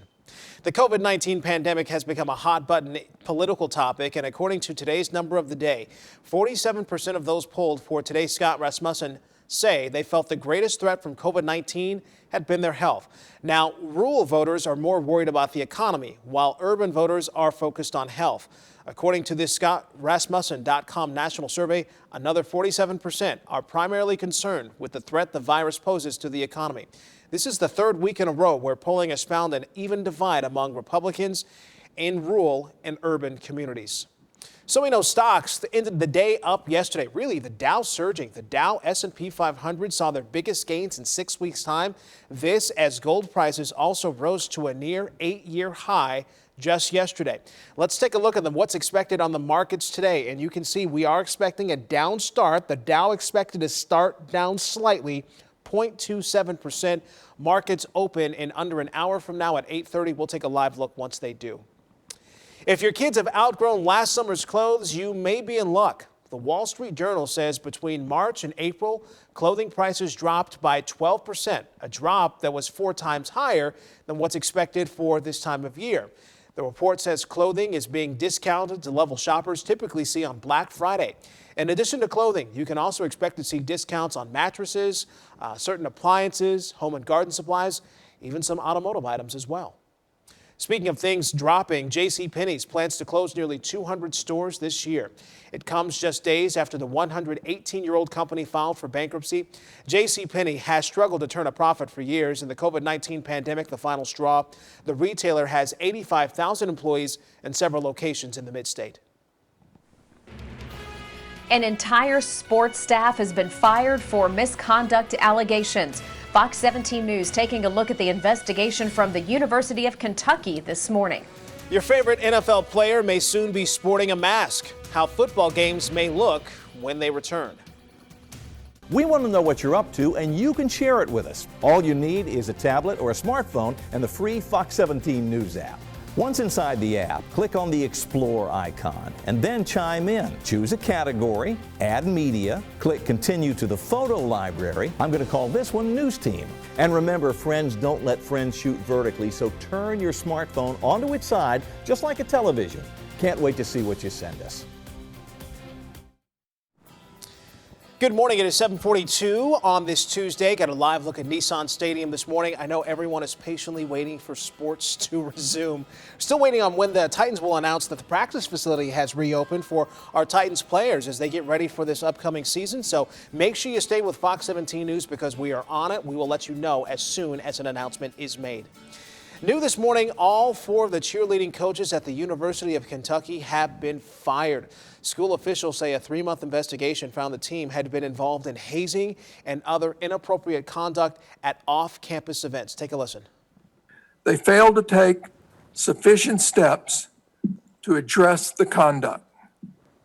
They did not act in ways that would protect the health, safety, and well-being of our students who were entrusted to their care. This is not who we are at the University of Kentucky. This is not what we do.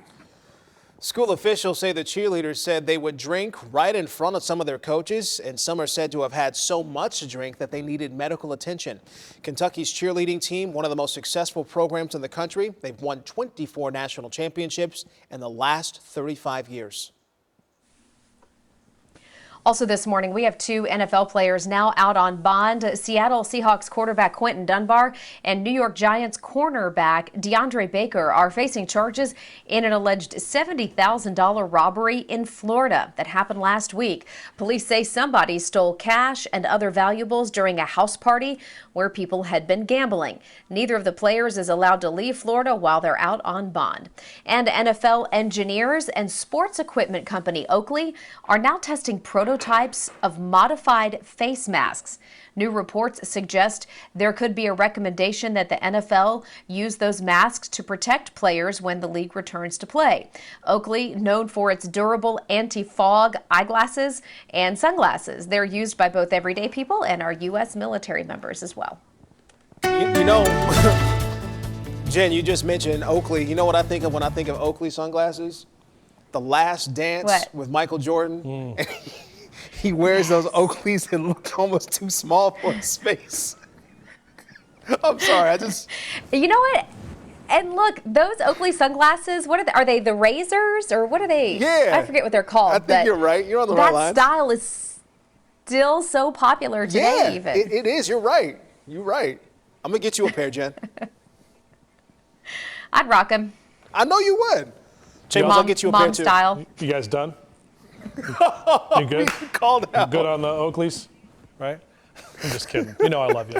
No, well, okay. Peanut Gallery. Jen, AJ, and all of you at home, wear your sunglasses today, okay? You'll need them this morning. Your Oakleys, your Ray-Bans, your Blenders. We got these ones called knockarounds. They were like, I don't know, not that expensive, and they really were good. And I'm not like trying to hawk them or anything, but I found them online, and I was like, I don't need to pay all the money for the glasses that I'm just going to lose anyway. So I might as well just get the truck stop glasses and I'm good.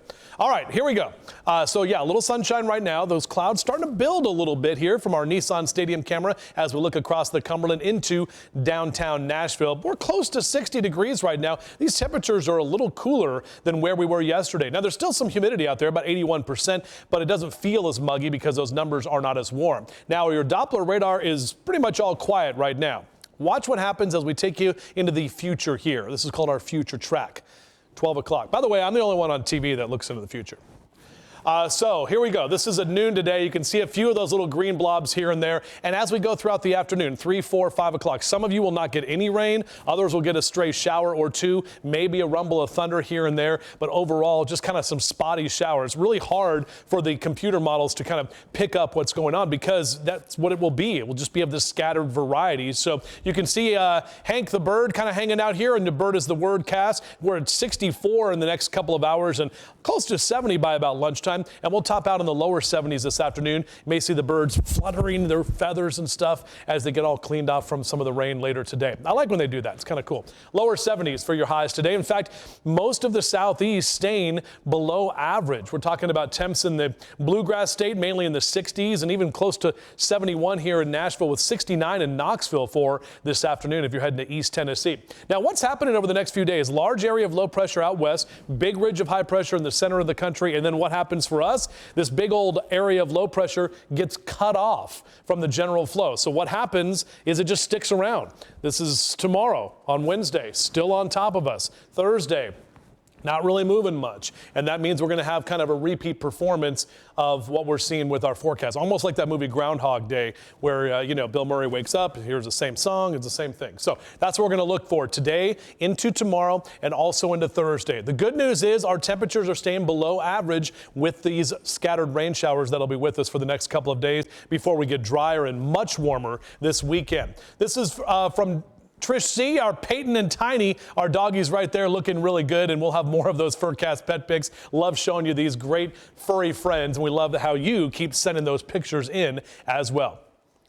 All right, here's your 7-day forecast, everybody. Let's go. Our extended forecast, Tuesday, Wednesday, Thursday in the 70s, lower 80s. They're coming back on Friday, and then by Saturday and Sunday as we head toward Memorial Day weekend, mid to upper 80s. For Memorial Day, we're going to see those numbers, probably the warmest numbers that we've seen so far this year. We hit 87 on Saturday this past weekend, so looking for those same numbers. And still not a 90-degree day. And Sam, it can be 90 degrees a lot earlier than it is right now. I think it's been 90 degrees on Easter before. I mean, I kid you not, ruining Easter dresses, hunting for Easter eggs when it's that hot. But I'm actually kind of glad it's been a little bit later this year with the hotter weather. I can take the cloudy days if it means cooler temps. Right now, let me tell you, this has been a mess in the making all morning long. We had a tractor trailer that caught fire in Robertson County. This is specifically in White House on 65 South at exit 108-476. And even though the site or the truck is now cleared away, we still have some road work being done to just clean up the mess. It was carrying pumpkin pies, if you can believe that. Everyone's okay, but just want to give you a heads up. That's what's happening here. Should be wrapping up by 8. Also by 8:30, a second tractor trailer fire. This one in Williamson County near the Burwood area along 840 westbound. That should be clearing up hopefully in the next 45 minutes. We'll be checking back in with that too. Coming up on Fox 17 News this morning. Right now, Williamson County leaders are preparing for a full reopening of restaurants and retail stores. Governor Bill Lee is lifting restrictions outside of metro areas and in 89 counties around the state. Fox 17 News' Sarah Small live this morning in Franklin with more on the impact COVID-19 has had there. Sarah. AJ, good morning. I was here this weekend walking around downtown Franklin. Beautiful weekend. I mean, there were a ton of people out here. Some of them were wearing masks, others weren't. But one thing for sure, a lot of the businesses happy to see the people and the people happy to see the businesses. People just eager to get out after weeks of staying inside. The mayor of Franklin and the city administrator gave the State of the City address the other day and really just highlighting the impact COVID-19 has had here. The proposed budget is reduced by 10.5% compared to last year's budget, but that keeps all city services and jobs intact. We're also learning more about how the lack of tourists has hurt the economy here as well. Last week, our occupancy was 24%. The same week last year, our occupancy was almost 80%. So we have taken a big hit in the hospitality industry. We have gotten over 400 meetings, events, and sports tournaments canceled.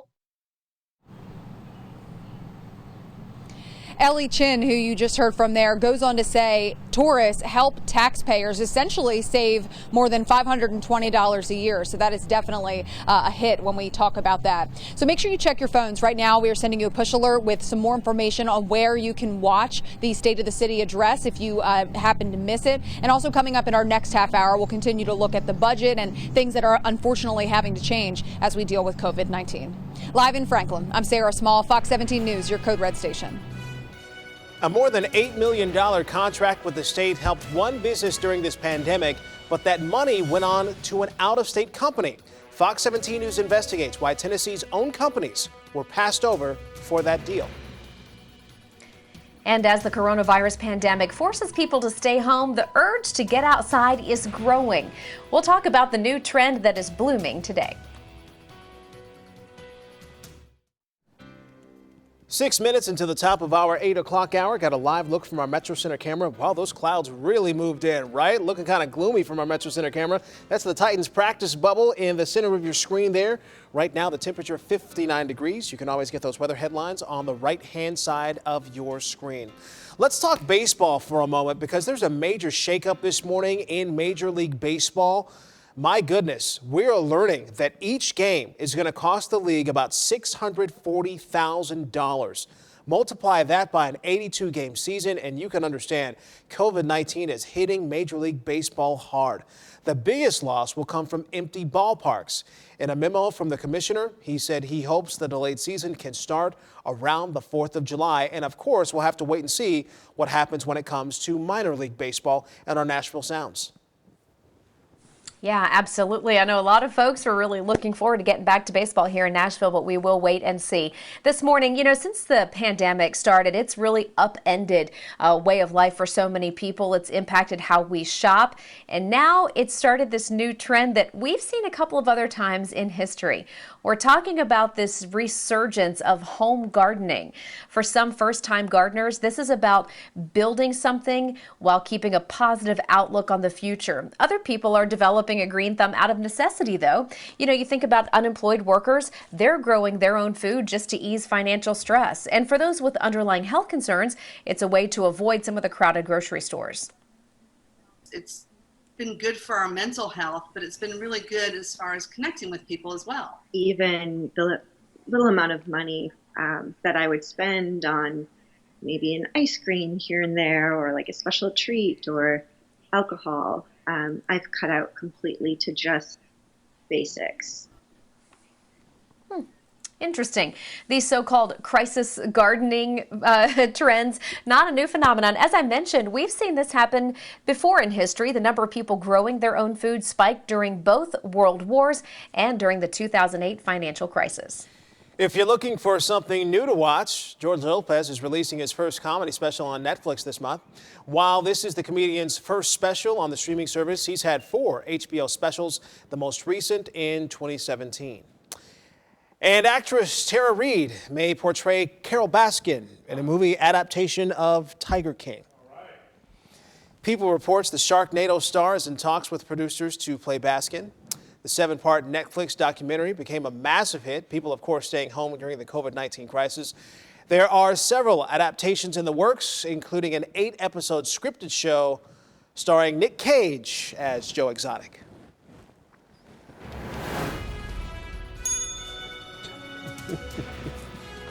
I mean, we've had that's our third Tiger King story this morning. Yeah. It's crazy. So, yeah, it hey, is. here's your MoCast. Yellow lights Tuesday, Wednesday, and Thursday. A couple of scattered showers around, but overall not too bad. Enjoy these cooler temperatures because we're warming up for the weekend. We'll break it all down for you coming up in a few.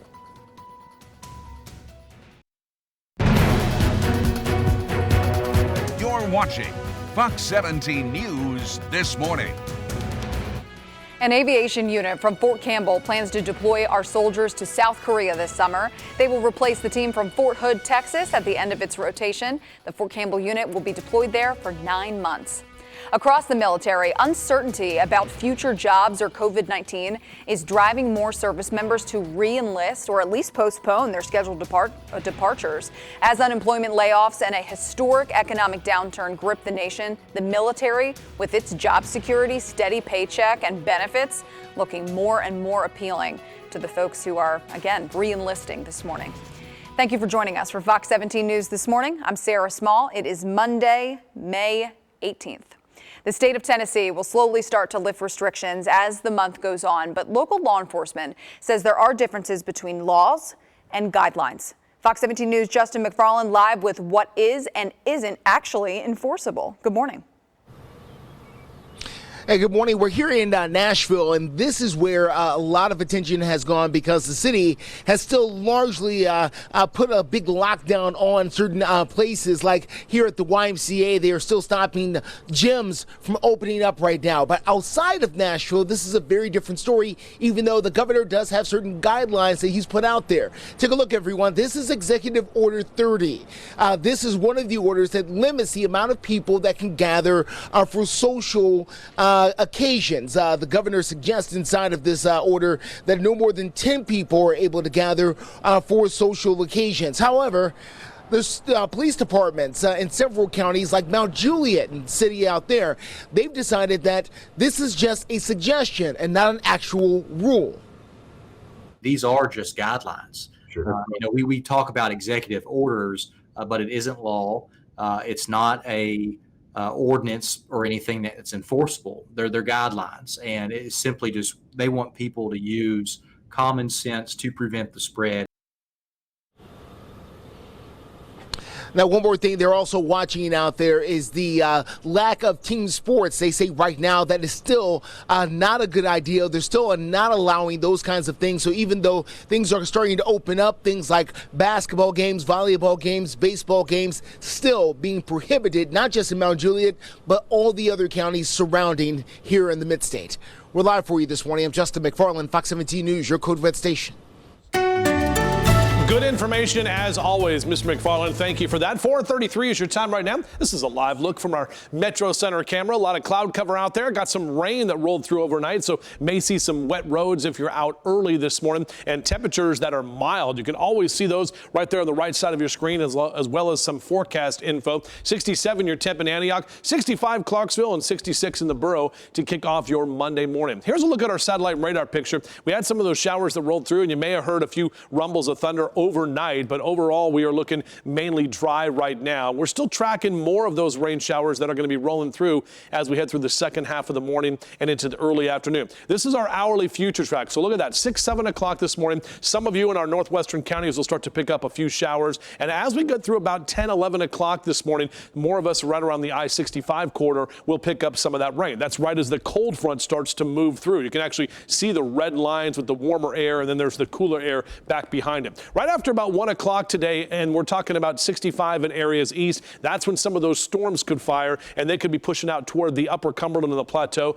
to about 2 and 3 o'clock this afternoon, while areas west will stay mainly dry, and then that'll be with us through about 7, 8 o'clock tonight. So that's what we're tracking here. Scattered showers, a couple of thunderstorms to the east, and temperatures that will be overall cooler. So kind of mild and muggy for your run or jog over the next couple of hours in your jogging cast. And you can see over the next 3 days, our numbers are actually going to go down. Tomorrow, we're only going to get to about 70 with cloudy skies and a few more rain showers, and then lower 70s continue on Wednesday. All right, let's check in with Sam to see what's going on the roads. A little wet out there for some of us. Sam, good morning to you.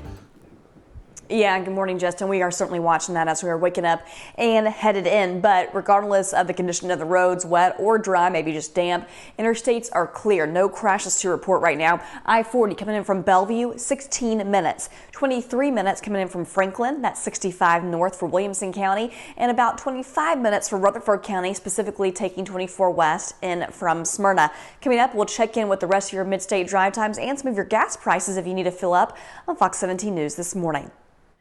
All right, Sam, thank you. This morning, we're learning more about the man who police say used a machete to attack a couple in South Nashville Sunday afternoon. Just horrible. Police say Kelvin Edwards attacked the couple at the Public Storage on 5th Avenue South. Police paperwork shows Edwards is from Arkansas. He has been living in Nashville since at least 2016 when he was first arrested here. The court convicted him of felony vandalism in 2017. Then later that year, he faced assault charges for spitting on 2 Davidson County Sheriff's deputies. The court found him guilty of both. This morning, he's in custody and facing attempted murder charges. The couple, Kevin and Leanne Kraft, are in critical condition this morning at Vanderbilt University Medical Center. Right now, it's 4:36. Crowds are returning to Lower Broadway, but of course, they're much smaller than they were before the pandemic. Fox 17 News' Jessica Reyes live for us on Broadway with a look at how things were this past weekend. Good morning. Hi, Sarah. Good morning. Yeah, this past weekend was the first with restaurants partially open here in Nashville. So some people did take to Lower Broadway to go out. Take a look at this video. You can see it's nothing like what we're used to seeing on Broadway, you know, prior to the pandemic. But there were some crowds down here, which is a big change compared to what we've been seeing over the past couple of months. Broadway has been shut down, you know, since the beginning of the pandemic and has pretty much been a ghost town out here. But some people are starting to head back out, and we should get used to seeing this as the state continues to reopen. But Dr. James Hildreth, he works at Meharry Medical College, and he is on the mayor's Metro Coronavirus Task Force. He took to Twitter criticizing people gathering in spaces like this. Take a look at what he had to say. He said, "Some have feared that COVID-19 virus will come back in the fall. Because of large gatherings in bars, restaurants, and on beaches, it won't have to come back. It's not going away in the first place. Such events sustain change of transmission, allowing COVID-19 to persist." Now, Dr. Hildreth also had some thoughts about a potential vaccine for COVID-19. Coming up in just about 30 minutes, we'll tell you why he's saying that a vaccine for COVID-19 may not be a reality anytime soon. We're live on Lower Broadway this morning. I'm Jessica Reyes, Fox 17 News, your Code Red station. One American company is looking at a new way to detect and fight the coronavirus. Their new approach this morning. And COVID-19 may not have left the building, but Elvis's Graceland still has some good news for fans when the King's Estate plans to reopen. Good morning, everybody. It's 4:40 right now, 66 degrees outside, so muggy for sure in some spots. Make sure you stay with us on your right-hand side of your screen. You have your time and temperature and your news headlines scrolling below. A Missouri security company is now shifting gears in an attempt to fight the coronavirus outbreak. The company is creating a device that can tell if you're sick just by scanning your face. It's called Temp Check, and the device scans a person's face and can quickly tell if that person has a fever and whether they're wearing a mask. The device can also alert building security with a photo of a potentially sick person. We want to get back to normal, and hopefully this is one way that gives us a step closer to get back to normal. The company says the new face scanning technology is already being widely used in China. A lot of people talking about Elvis Presley's Graceland. It will reopen this Thursday after it shut down tours and exhibits due to the pandemic. The tourist attraction in Memphis says it has adjusted its tours, restaurants, and retail operations to make it safer for all of the people who will be there.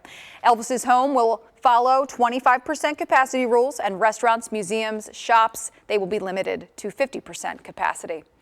Hey, speaking of reopening, Holiday World in Indiana plans to reopen June 17th with crowds limited to 50%. The park's Splash and Safari water rides will reopen no later than July 4th. The Evansville Courier and Press reports the park has increased its sanitation procedures. Guests will be asked to use the park's new online system that creates a virtual line for any ride. Dolly Parton has a very special message to our local heroes this morning. We'll tell you about it. And just because our state is reopening doesn't mean the scams, unfortunately, they're not going away. The biggest COVID-19 scams out there right now. Good morning, everybody. It's 4:45 on the nose as we welcome you back on your Monday. It is 66 degrees outside right now, so make sure you stay with us. We have your time and temperature on the right-hand side of your screen. Definitely muggy out there, and meteorologist Justin Chambers tracking some scattered storms later today. This morning, Dolly Parton has a special message for our brave men and women in the Army National Guard. Take a listen. Hey there, it's Dolly. And how about those flyovers by the National Guard a few days ago? I'm so proud of all the folks of the National Guard. My niece, Danielle Parton, has been part of that for years and years, and she's always telling me all the great things that you do. So I know that both the Tennessee Army National Guard and the Tennessee Air National Guard have been working nonstop since the tornado ripped through early in March. She is just the sweetest, isn't she? Dolly wanted to thank all the Tennessee National Guard and volunteers, basically saying what they're doing is just saving lives and boosting morale, too. She says she appreciates them and thanks them for their continued volunteer spirit. You know, when Dolly speaks, people listen. You know, she's the queen of this state. She really is. I mean, of a lot more probably, but I just want Dollywood to reopen. I'm excited for that. Yeah, I know that they have some partial things. They're in the works. Oh, really? Some partial things. Good to know. But yeah, I know we were actually talking about going to Gatlinburg soon. My wife and I are going the first week of June. We're going to head out that way. So we've never been out there. Neither have I. Never I been. know. So we got to make it. Hopefully some more stuff will get open. We know we're on the road to that. And right now, let's talk about your road to your forecast and what we're going to see with the showers and the potential of a couple of pop-up thunderstorms today. Here's our City View Office Park camera. This is over on I-440 looking into downtown, and everything looking pretty good right now. In fact, we're mainly quiet. We've had a few showers that rolled through late last night and early this morning, but overall really not tracking much in the way of rain. And as we go through the next couple of hours, we'll continue to track some of these showers. On the right side of your screen right there, you can see that is Tropical Storm Arthur bringing quite a bit of rain to the outer banks of North Carolina with 45-mile-an-hour sustained winds, and should just kind of skirt the East Coast and not expected to make landfall or come in to the U.S. mainland. So here's a look at your temperatures for today. Mid to upper 60s is what we're talking about right now. 66 Lebanon, Mount Juliet, 67 Gallatin, Ashland City. You're in at 66 there in Cheatham County. Good morning to you. Our coffee cast here, we're going to keep those numbers kind of mild and a little bit muggy this morning with 60s and even lower 70s on your coffee cast through about 8 a.m. Sun comes up at 5:38 and we'll go to bed at 7:49. So those 12 or the extended period of daylight hours continuing as we get closer to the summer solstice.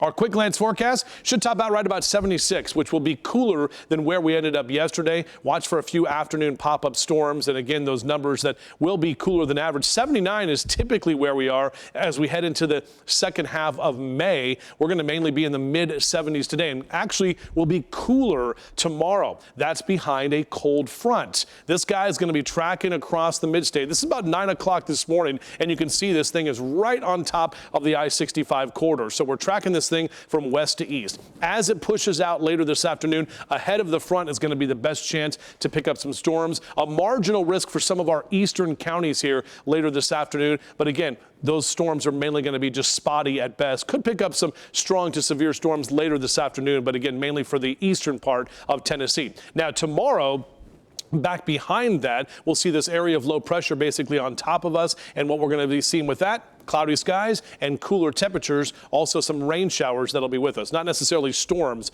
on Tuesday. Wednesday, that low is going to track out to the east. We'll see this ridge of high pressure that will try to squeeze in from the west, and basically between those two areas and those two systems, we're going to see more of that cloud cover, a couple of showers, maybe a pop-up storm. So kind of some unsettled weather for the next 3 days. Heading toward Thursday, we are looking at seeing some drier conditions, and eventually we start the warming trend as we head toward the weekend. Make sure to grab that Skywatch 17 mobile app, free at fox17.com. We've got the hour-by-hour forecast as well as the live interactive radar so you can track if any of those showers or storms are headed in your direction. All right, here's the extended forecast. So mid-70s today. We're only going to get to about 70 tomorrow with those rain showers around off and on. And Wednesday, a couple of scattered showers with temps in the lower 70s. Now, Thursday, Friday, and Saturday, our temperatures steadily warm up, upper 70s and lower 80s for Thursday and then Friday. Notice we keep those clouds around. Not really going to put showers and storms in our forecast. They're going to be hit and miss at best. So overall, we're going to stay mainly dry right as we head toward Memorial Day weekend. But just know with those clouds around, kind of a summer-like weather pattern, you still could get a few pop-up storms as we head into the middle of the weekend. All right, Traffic Jam Sam, how are we looking early on this Monday? Good morning.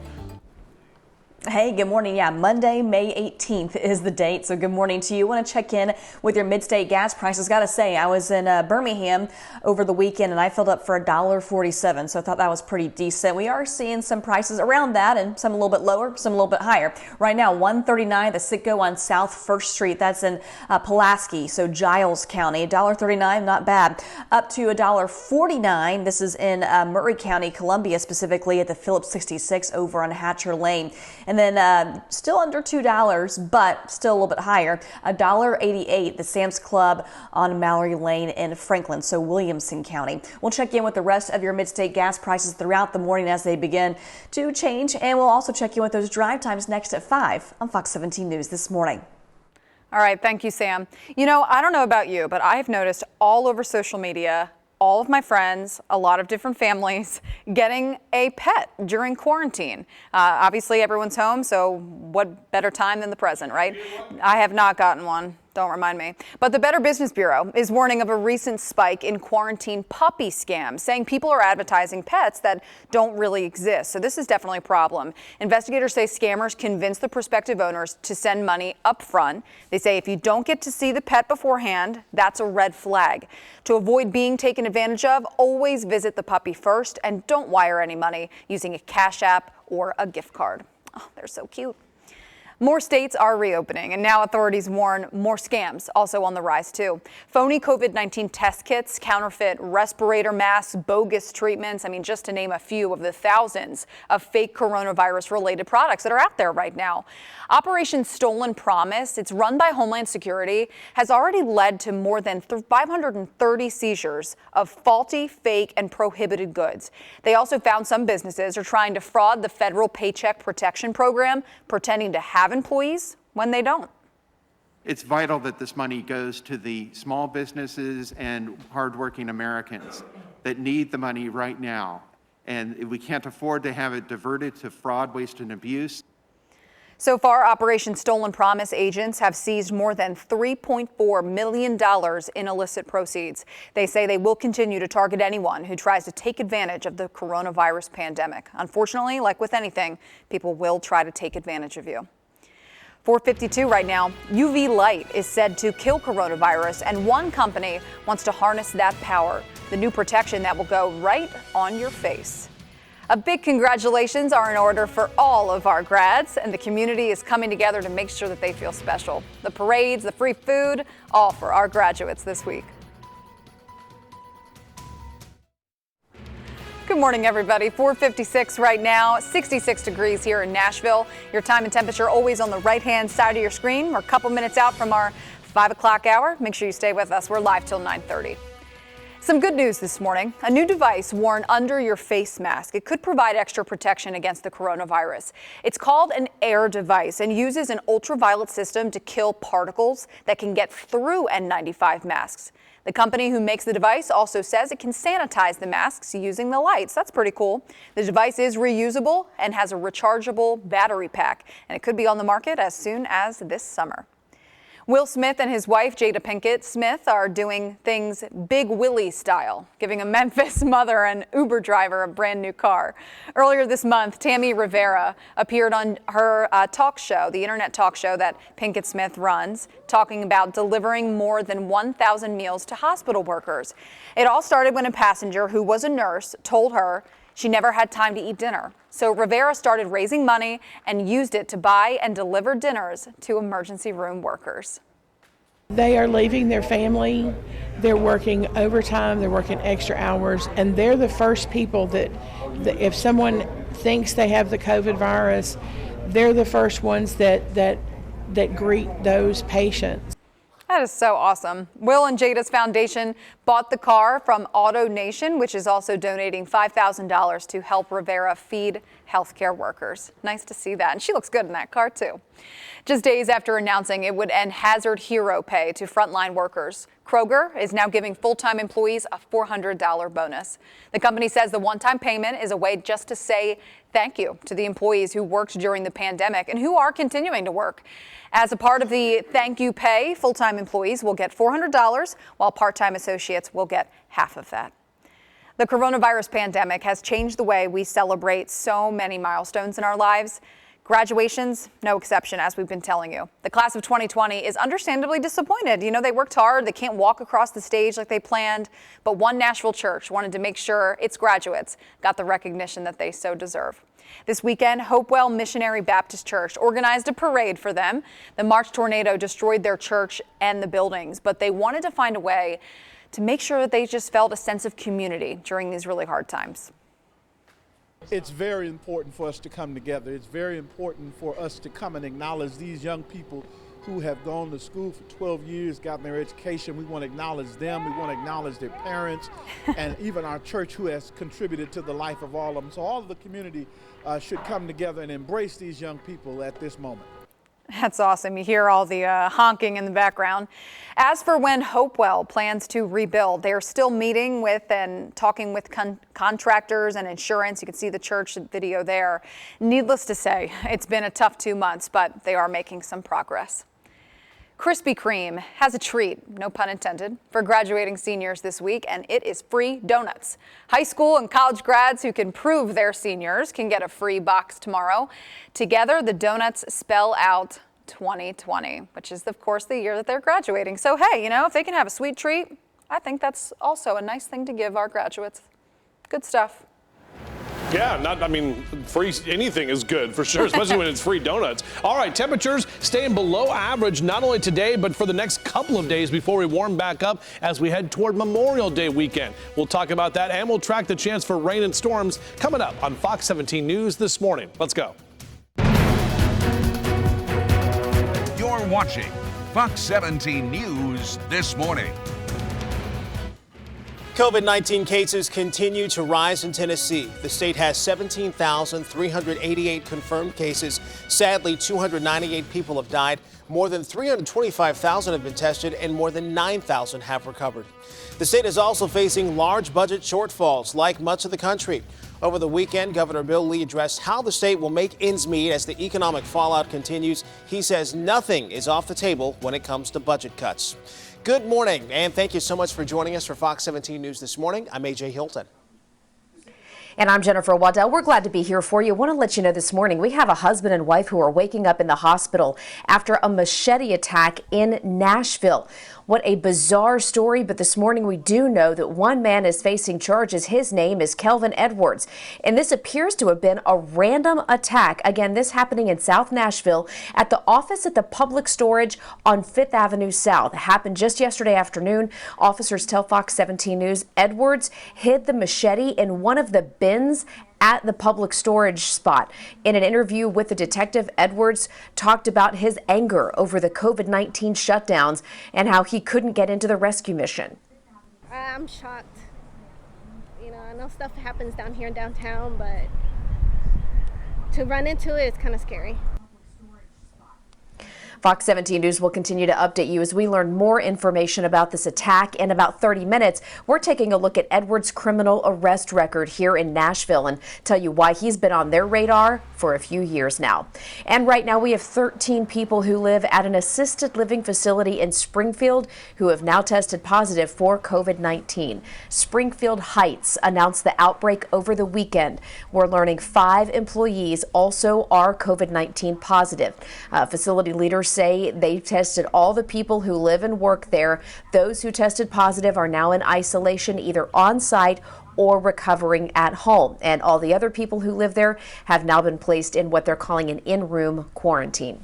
Well, today marks 1 week since Nashville, Davidson County lifted some of the restrictions on eat-in dining. And as we've learned this morning, not everything has been smooth sailing. Fox 17 News' Justin McFarland joins us live to tell us about the complaints that the city has received so far. Yeah, good morning, Jen. And we have to tell you that a lot of these complaints, according to the city, are from businesses that were already open, they say, even before the restrictions were lifted. So some of the essential businesses have been the one that have seen the most trouble. Now, if you want to report a business for violating some of the social distancing, you can go to this website. Take a look, everyone. This is the Hub Nashville website. There's a section there where you can go to report the business. They obviously will ask you for the name and the address of the business. So then the Metro Health Department can follow up. Now, they admit they've been making more phone calls and in-person visits, but since this whole thing has begun, they've had at least 98 complaints against restaurants, another 155 against retailers. We figure they probably didn't pay a lot of attention to the phase 1 opening guidance since they were open anyway. So we're trying to get the word out there that the face mask, face covering requirements apply to them as well, even though they are not reopening. All right, so the city also says the best way to report someone is either to call 311 or go to the Hub Nashville website. They say the best way to punish those businesses is simply by not going to them. We're live for you this morning. I'm Justin McFarland, Fox 17 News, your Code Red station.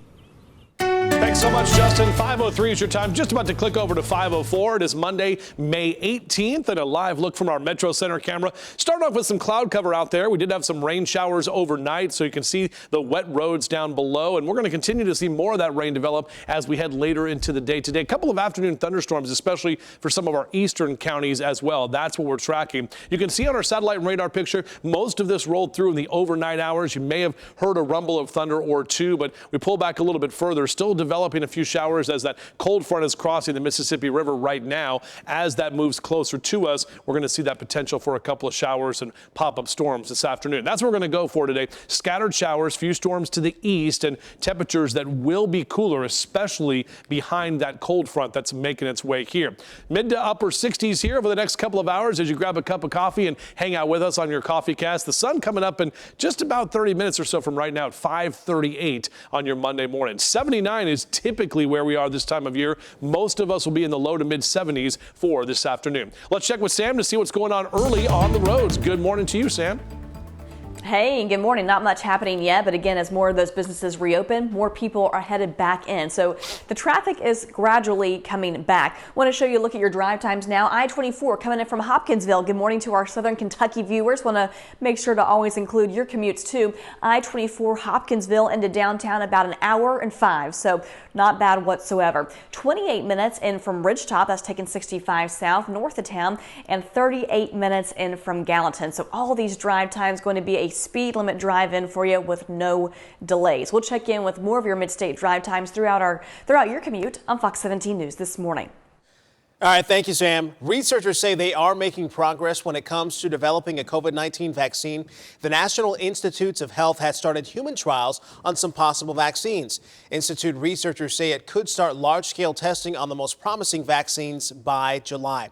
That being said, a doctor on the Metro COVID-19 task force is warning that a COVID-19 vaccine may not be as close as we think it is. Fox 17 News' Jessica Reyes is live this morning, with what he had to say. Jessica, good morning. Hi, AJ. Good morning. Yeah, that doctor we're talking about is Dr. James Hildreth. He works at Meharry Medical College, and he's also on the mayor's Metro Coronavirus Task Force. And he says that a vaccine for COVID-19, it may not be a reality, especially as soon as some of the timelines we've been hearing about. Take a look at what he had to say on his Twitter just yesterday. He says, a COVID-19 vaccine can be made in 12 months, but it may not protect against COVID-19. The then director of Health and Human Services promised a vaccine for HIV shortly after the virus was identified. 35 years later, no vaccine. A healthy dose of realism is called for in the case of COVID-19. Now, we also know that Dr. Hildreth weighed in about bars and restaurants reopening, and he's saying that we shouldn't need to worry about a second wave because he says if we start going to bars and restaurants too soon, the virus is just never going to go away. We'll hear more on what he had to say coming up in just a little bit, but for now, we're live here in South Nashville this morning. I'm Jessica Reyes, Fox 17 News, your Code Red station. Jessica, thank you. Time is 5:07, and a man is recovering at Vanderbilt University Medical Center after walking in with several gunshot wounds. Metro police think that shooting happened in the Napier area, right by the I-40-24 junction late Sunday. No word yet on a suspect. Hendersonville police are still investigating a deadly house fire that killed a 57-year-old woman. Investigators say Karen Warren died from her injuries. Crews responded to that home just after 11:30 Thursday night. They first found a man in the bathroom, got him out before going through the house again, and that's when they found Warren. The man has been treated for smoke inhalation but is expected to recover. The cause of that fire is still under investigation. We do have some good news this morning. A Shelbyville pastor will finally get to come home after being stranded in India for months. Ryan Nairn, originally detained while on a mission trip in Nepal and India in October. Police arrested him for carrying a large amount of cash, which he says he had been planning to use on his mission to help the local people there. His loved ones have hit several roadblocks in having him released since that point, but now their prayers have finally been answered, and the Asian government is allowing him to return home to his family. Pastor Nairn's flight is set to arrive tomorrow, so that's Tuesday night at Nashville International Airport. Check your phones because we are sending you a push alert with more information. We do want to look ahead because Fox 17 News is helping you navigate this pandemic. Make sure to join us Saturday, May 23rd for the Fox 17 News Coronavirus Town Hall. You'll hear from educators, summer camps, health and finance experts on the best ways to protect our families. Again, you can watch it Saturday night, 6 p.m. right here on Fox 17. Well, get ready to wear your two-tone blue because the Titans are coming back. The green light ahead of the NFL this week. And the sounds of bachelorettes singing in Music City, well, that's hit the mute button, hadn't it? And one new business is thinking outside the box to make ends meet. The silver lining this morning.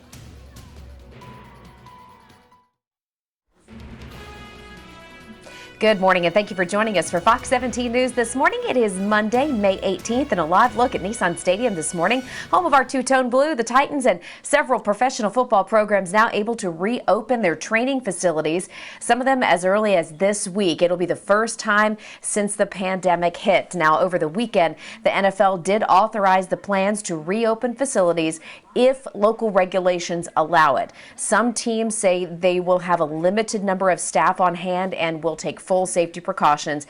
Still working to find out exactly when the Titans facility will reopen. It is in Davidson County, which does have stricter regulations than other parts of the state, but we'll follow the updates for you just as soon as they come in. And hey, after 10 weeks worth of a hiatus, NASCAR is back. In case you missed it over the weekend, 40 drivers racing at Darlington Speedway, and they did it without fans. Boy, we are in changing times, aren't we? Still kind of cool to just see a live sporting event, and that's what a lot of people had to say. To commemorate the return back to the track, NASCAR honored our local healthcare heroes, including Vanderbilt Medical Center's Dr. David Aronoff.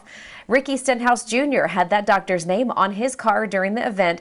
Kevin Harvick won his 50th NASCAR win. And the stage that made country music famous is honoring the graduating class of 2020 by turning the Opry's signature barn backdrop blue. Grand Ole Opry members Keith Urban and Kelsey Ballerini, plus a special guest, Morgan Evans, all sang and congratulated our local graduates over the weekend. Really cool to see. Love love to see that, Jen, and I loved watching live sports yesterday. It's just good. A lot of people think, you don't need sport. Yeah, you do. It brings people together, and yeah, it was definitely some nice normalcy to check out that race. Right here on Fox 17, we actually have another race coming up, the Coca-Cola 600, which is a famous race for Memorial Day weekend. They will run that this Sunday from Charlotte, North Carolina. They're going to have 4 races in 11 days with NASCAR, 2 at Darlington and 2 at Charlotte. All right, let's take a look at our downtown camera. Live look right now as we look outside. We've got a lot of cloud cover out there. That sun coming up shortly. Some of us seeing a few showers at this time, but overall our Doppler radar is pretty quiet at this time. What I want to show you is our hourly future track. This is what's going to be taking place over the next few hours. So looking ahead to about 7 o'clock this morning from Paris, Camden, up into Clarksville and Hopkinsville, a couple of light showers rolling through. And then the second half of the morning, we're talking 9, 10, 11 o'clock. Right as we head toward the middle part of the day is when some of those showers will develop along the I-65 corridor. Now, as the cold front continues to track through, after about noon, 1 o'clock, some of those showers could develop into a couple of thunderstorms just east of I-65, out toward the eastern counties and the upper Cumberland and the Plateau through about 2, 3 o'clock this afternoon before all of that pushes out of here into the later part of tonight. Now, notice that the marginal risk for severe weather just touching some of our eastern counties, including Putnam County, Cumberland County, Warren County as well, and those areas out toward East Tennessee. And that's 1 on a scale of 1 to 5. Not enough for us to go into a code red weather alert, but just to let you know that that's where some of those storms will be possible later today. 60s and 70s as you're headed out for your run or your jog over the next couple of hours, mainly dry and mainly mild conditions. Your stay-at-home school cast as the kids are getting ready to learn. Today, maybe the last week of school. I don't know, depending on what you're going to do at home with Memorial Day coming up over the weekend, maybe into early June. Maybe you'll do summer school, who knows. Either way, morning temperatures in the upper 60s with mid 70s by lunchtime and keeping those 70s around this afternoon with a few scattered showers and a couple of pop-up storms. Hour by hour bird cast right here looking not too bad. Overall, we're going to be in those 70s through the middle part of the day and continuing to see those mid 70s, which will be cooler than yesterday, watching for those scattered showers and storms. Highs throughout the region, 70s and even lower 80s. Knoxville's going to be warmer today than it will be in Nashville. That's because the warmer air is out ahead of that cold front, and that's what we're going to see, the cooler temperatures back behind that. Now, you got to know when to mow them, and I have yellow lights here for Monday and Wednesday, a red light tomorrow because we are tracking a few more showers, but overall, you can get out there and probably get your mowing done early before the rain showers and storms develop, and then we'll have that same process going through the later part of the week. Here's a look at the big picture on the U.S. map. Now, we're tracking Tropical Storm Arthur off the coast of the North Carolina coast and the Outer Banks, but we've got a couple of areas of low pressure as this ridge of high pressure builds in the central U.S. Tomorrow,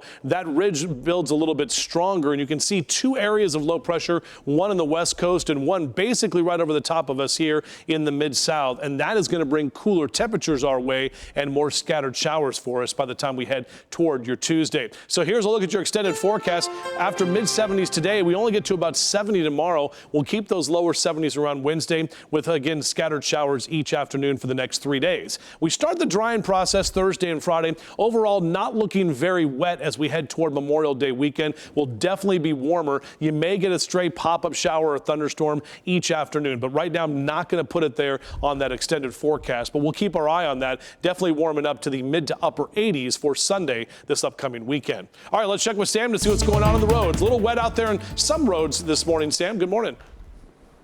Yeah, good morning, but not seeing any big issues yet, Justin, so we appreciate all that tracking that you're doing looking ahead, not just today, but the next few days where we could see those pop-up showers certainly impact you on the roadways. Right now, a live look. This is the west side of the downtown loop, I-40 at Church, and you can see for yourself, traffic is light and we are accident-free if you're traveling in or out of Music City. Going to show you another look over on the east side. This is over near Nissan Stadium, I-24 at Shelby. Great shot. Traffic is light and things look fantastic and on time. We'll check in next with your 5:30 commute on Fox 17 News this morning. All right, Sam, thank you. Let's take a live look this morning. San Antonio, Texas. The next wave of businesses in Texas will be allowed to reopen today. Gyms, non-essential manufacturing, and work offices can operate at 25% capacity with social distancing in place. Several surveys show most Americans are happy we're reopening. But when you look back at the pandemic response, Americans are uneasy and asking the question, does the government have too much control? You see here, that brings us to today's number of the day. 12% of voters believe governments have the authority to shut down businesses at any time.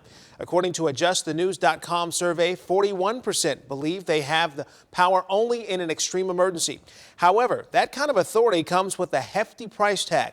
A majority of those polled think government should be required to compensate business owners for any losses caused by a shutdown. Costco is relaxing its COVID-19 policies as more states start to reopen. Families of 3 or more can now shop together in every state except Kentucky, where the stores are limiting shoppers to 1 person per membership. Last month, Costco only allowing 2 people per membership card into the store. A Murfreesboro teen and his family asking all of us to keep doing our part when it comes to social distancing to protect people like him. His name is Gary Burdick, and he is recovering from a life-saving heart transplant. Doctors found a rare, deadly heart condition when the 16-year-old went in for a sports physical last year. They put him on the transplant list, and amazingly, a heart available within a week. After the transplant, Burdick had to live in a bubble for about 3 months. And with COVID-19, now he's being isolated again. If he were to ever get a sickness like that or a germ like that and become sick, he would be hospitalized and we would have to take different measures for his recovery. But we hope there is a vaccine. I'm hoping that if there's a vaccine that comes out pretty quickly. Burdick will be a junior at Oakland High School this fall. You know, normally this time of year, Music City would be packed with tourists like bachelorettes, but this week Broadway will still be a ghost town as visitors cancel their plans because of COVID-19. For months now, not a bachelorette or tourist in sight downtown. That means trouble for so many Nashville businesses, including Extreme Party Nashville. Owners just opened it earlier this year and had been in the process of making their first bus. They're struggling financially like everyone else, but this morning they're looking at the silver lining. Kind of helped us out in a little bit because it slowed everybody else down to give us a chance to come in to try and catch up with everyone else. Paris McKinney says he hopes to have his bus up and running by June 8th. Extreme Party Nashville is also doing graduation parties as well to diversify their business. They operate out of Mount Juliet, so he's also dealing with 2 different counties and 2 different rules when it comes to reopening. He says his Wilson County operation will start up the first day of June as of right now. If you are free tonight, there is a benefit concert that will be live streamed and promises to help local homeless youth. A Night of Covenant House Stars is a virtual benefit concert featuring more than 50 stars. It's a fundraiser for Covenant House, which provides crisis care and ongoing support to our homeless, and also trafficked youth. The show tonight, 7 p.m. on a variety of platforms, but one place you can watch it, make a donation online, covenanthouse.org. And Alanis Morissette and the cast of musical Jagged Little Pill are holding their own live stream benefit. That's going to be happening tomorrow night. You Live, You Learn features conversations and performances by Alanis Morissette and the cast and crew based on the Morissette's classic album of the same name. Proceeds go to COVID-19 emergency relief for members of the theater community. Again, tomorrow night, 7 p.m. on the show's Facebook and YouTube pages. Well, we know more places are reopening, but still not many people are traveling this morning. The hit our vacation rental industry is taking. And one man is taking a tragic moment and turning it into something beautiful.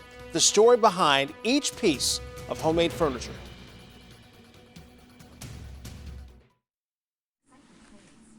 Good morning, and thanks for waking up with us here on Fox 17 News this morning. It's 5:24, currently 66 degrees. We've got a live look now from downtown Nashville. This is from the LNC Tower looking at the Batman Building.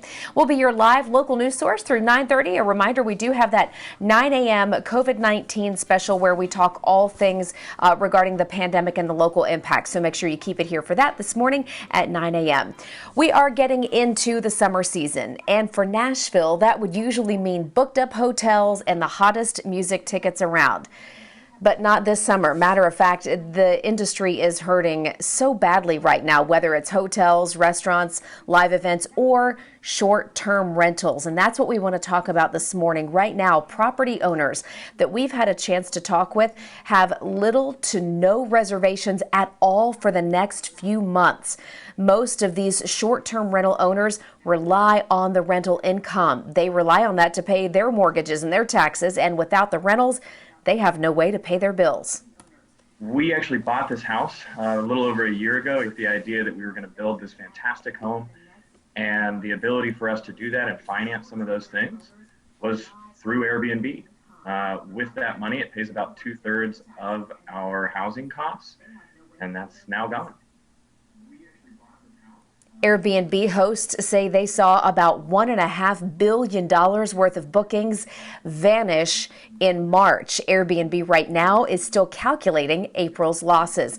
Now, despite that, we do have some good news for one Nashville hotel. They're on a prestigious list because of some of the unique things they offer. According to the Nashville Business Journal, the Dive Motel and Swim Club on Dickerson Pike in East Nashville just opened last summer, and it's really grown in popularity.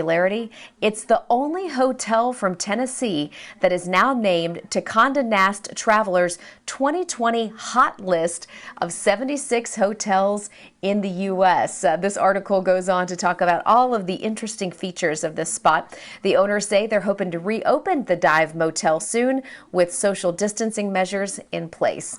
Right now, we have a Brentwood man who is keeping Nashville's history alive by building furniture out of a huge tree that came down during the March 3rd tornadoes. These tables are being made out of a 116-year-old elm tree that fell in East Nashville. Jason Moore tells Fox 17 News he's going to sell some of the tables and donate some to charity.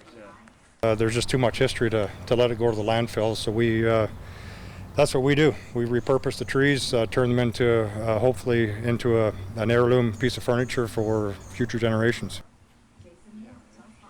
I'm already trying to figure out how I can get on the list to get one of these tables. That is beautiful wood. Takes about 1.5 years to get one finished. That's just how long it takes for the huge wood slabs to cure. We have an article on this story on our website, fox17.com. You can read more and hear more about it anytime there. 5:28 your time right now. Tracking some showers and a couple of thunderstorms this afternoon. We'll have that full forecast for you coming up in minutes.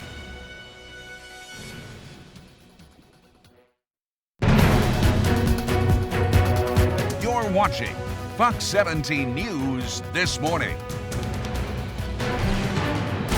All 50 states are now on at least phase 1 of reopening after the COVID-19 pandemic. This is a live look from Connecticut this morning, the final state to begin reopening, with restaurants reopening today. And in Tennessee, 89 of our counties can reopen large attractions this Friday. That includes movie theaters, racetracks, water parks, auditoriums, museums, and more. This does not include our state's 6 largest counties like Davidson County. Now, Nashville does not follow the state's reopening plan, and the city is still in phase 1 reopening. As we take a live look at Lower Broadway, phase 2 could begin as soon as Monday. If we continue to show positive improvements, phase 2 should increase the group gatherings to 50 or fewer people. Salons will be allowed to reopen by appointment as well. We are continuing to monitor the path forward as America reopens. Thanks for joining us. I'm AJ Hilton. And I'm Jennifer Waddell reporting live from Sumner County as we continue our social distancing efforts. We'll be your only live local news source through 9:30. We are following some breaking news this morning. A tractor trailer carrying macaroni and cheese has overturned at one major Nashville interchange, and Fox 17 News' Jessica Reyes is live at the scene, I-24 and I-40. Hi, AJ. Good morning. Yeah, this just happened just after 7:30. We actually got caught up in the traffic as we were making our way through this area. But if you take a look down here, you can see the scene. We're up on a pedestrian bridge right now, looking down at the 2440 interchange, and you can see that tractor trailer tipped over. You can't see the cargo, but we do know that he was carrying mac and cheese. And behind the trailer, it spilled all over the road there. You can see a very heavy police and fire presence out here. Several ambulances as well. But thankfully, we have gotten word that no one was injured. The driver was not hurt in all of this. but quite a scene here and a huge backup of traffic. We are on 40 and they actually blocked off the exit to get to 24. So if you are coming through this way, it is really a mess of traffic. It is very, very slow going. And again, this just happened. So the cleanup is going to be going on for a little bit now. We do understand that they're going to be out here till at least 8:30. But the important thing here, we do know that that driver was not hurt. But for how you can get around this mess, let's send it over to Traffic Jam Sam. Yeah, Jessica, we can just hear how noisy it is just from looking down onto the interstate. So again, this is I-24 eastbound, right at the split at I-40. So as you're coming down the downtown loop, traveling 24 east, just as you cross over the Cumberland River and the Silliman Evans Bridge, this is where you're going to run into that. You can see those right merging lanes are completely blocked. And again, as you heard Jessica Reyes say, this is macaroni and cheese that has spilled out of the truck. And you know, if we've learned anything, we had 2 tractor trailer crashes yesterday, one carrying pumpkin pie, one carrying frozen chicken. Now we have macaroni and cheese. So the food delivery trucks are out there in full force. But again, no one injured here, but it's going to be an issue for quite some time just to get this cleaned up and cleared off of the road. So if you are traveling into downtown, go ahead and stick to the west side of the downtown loop for 4065 instead of I-24 east and I-40. Fortunately, it is not impacting your inbound commute on 40 or 24. I-40 in from Mount Juliet, 27 minutes. 22 minutes in from Laverne on 24 West and 24 minutes in from Franklin on 65 North. We will be checking back in with that crash again, 24 East at I-40 from overturned truck on Fox 17 News this morning. All right, thank you very much, Sam. And 8:03, almost 8:04, your time right now. Boy, I tell you, the last 2 days, we've had a full meal spill on the roadways. We had pumpkin pie yesterday, frozen chicken, and now macaroni and cheese. Well, right, we just need a vegetable. And some people, for the meat and 3, think mac and cheese is a vegetable. I'm fine with it. I can eat macaroni and cheese all day and night. Doesn't matter. All right, our Nissan Stadium camera, we got some fog still hanging around, but the dense fog advisory for most of us has been lifted. Even though we still have some of those low clouds hanging around, the visibilities are coming up. We still have dense fog advisories for you in Benton and Decatur counties, even down to Hardin County around the Tennessee River Valley. This goes through 9 o'clock this morning, but the rest of us in the mid-state and southern Kentucky no longer under that dense fog advisory. And on our Doppler radar, we're not seeing much in the way of any rain, but again, still those visibility levels and the visibility trackers are down, especially once you get over to Dixon, down south of Columbia and into areas in Shelbyville in Bedford County there. So again, still going to see some spots where you'll have that thick fog hanging around. Next hour should get to the mid-60s, lower 70s by lunchtime on our Bird is the Word cast. And you can see a few scattered showers that will be with us today. Should still top out in the mid-70s for this afternoon. Those numbers are below average. Numbers tomorrow a little closer to average with 77 for your high. And then here come those 80s. They're right around the corner as we approach Memorial Day weekend. Friday, look for a high of 82. We'll have more for you coming up in just a few minutes from right now. Back to you. Justin, thank you very much. We have some breaking news just into the Fox 17 newsroom. The World Bank Group is warning that this global pandemic could push 60 million people worldwide into extreme poverty. The threat, they report, is particularly severe in Africa. AJ? A Midtown restaurant is suing Tennessee's governor and Nashville's mayor. The owner of the local spot claims closing all non-essential businesses has infringed on people's right to travel, freedom of association, freedom of religion, property rights, and several other civil liberties. He's seeking more than $200,000 in monetary losses. Even with less traffic on the roads these days, we are still continuing to see the number of pedestrian and bicycle accidents and deaths go up. And this morning, Fox 17 News' Sarah Small joins us live to talk about one group's vision to change that trend. Good morning, Jen. So we are here in 12 South, and just over the past hour or so, we've seen a lot of people walking, biking, and this is an area where we see a lot of that. And it's also an area where over the last couple of years, we've seen basically a lot of changes made to the roads, like, you know, barriers like this being constructed just to make sure that people are going slow through this neighborhood that tends to have a lot of people who are walking or biking or just doing really whatever it may be, just to keep everybody safe. So we wanted to talk about the Walk Walk Bike Nashville Vision Zero speaker series. It started yesterday, and we had 140 community members and advocates out on Zoom talking about what is really essentially what this is, especially when it comes to saving people and families from going through the grief of losing a loved one.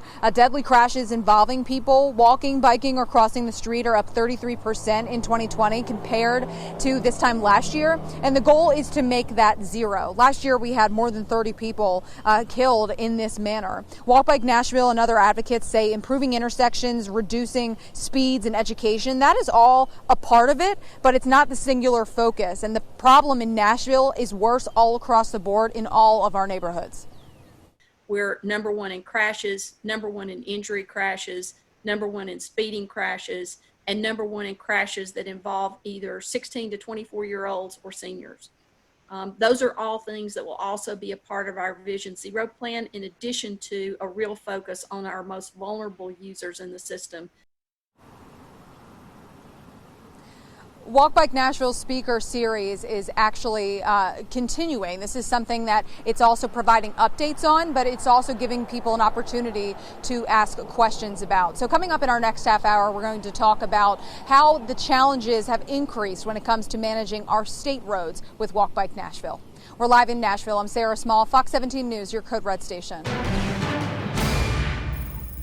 Just in this morning, Fox 17 News has learned the Oprah Winfrey Charitable Foundation has donated $2 million to COVID-19 relief right here in Nashville. Let's take a look at the breakdown of where this money is going. It's gone to a group called Nashville Nurtures. That is a collaboration between Mount Zion Baptist Church and Oprah Winfrey's alma mater, Tennessee State University.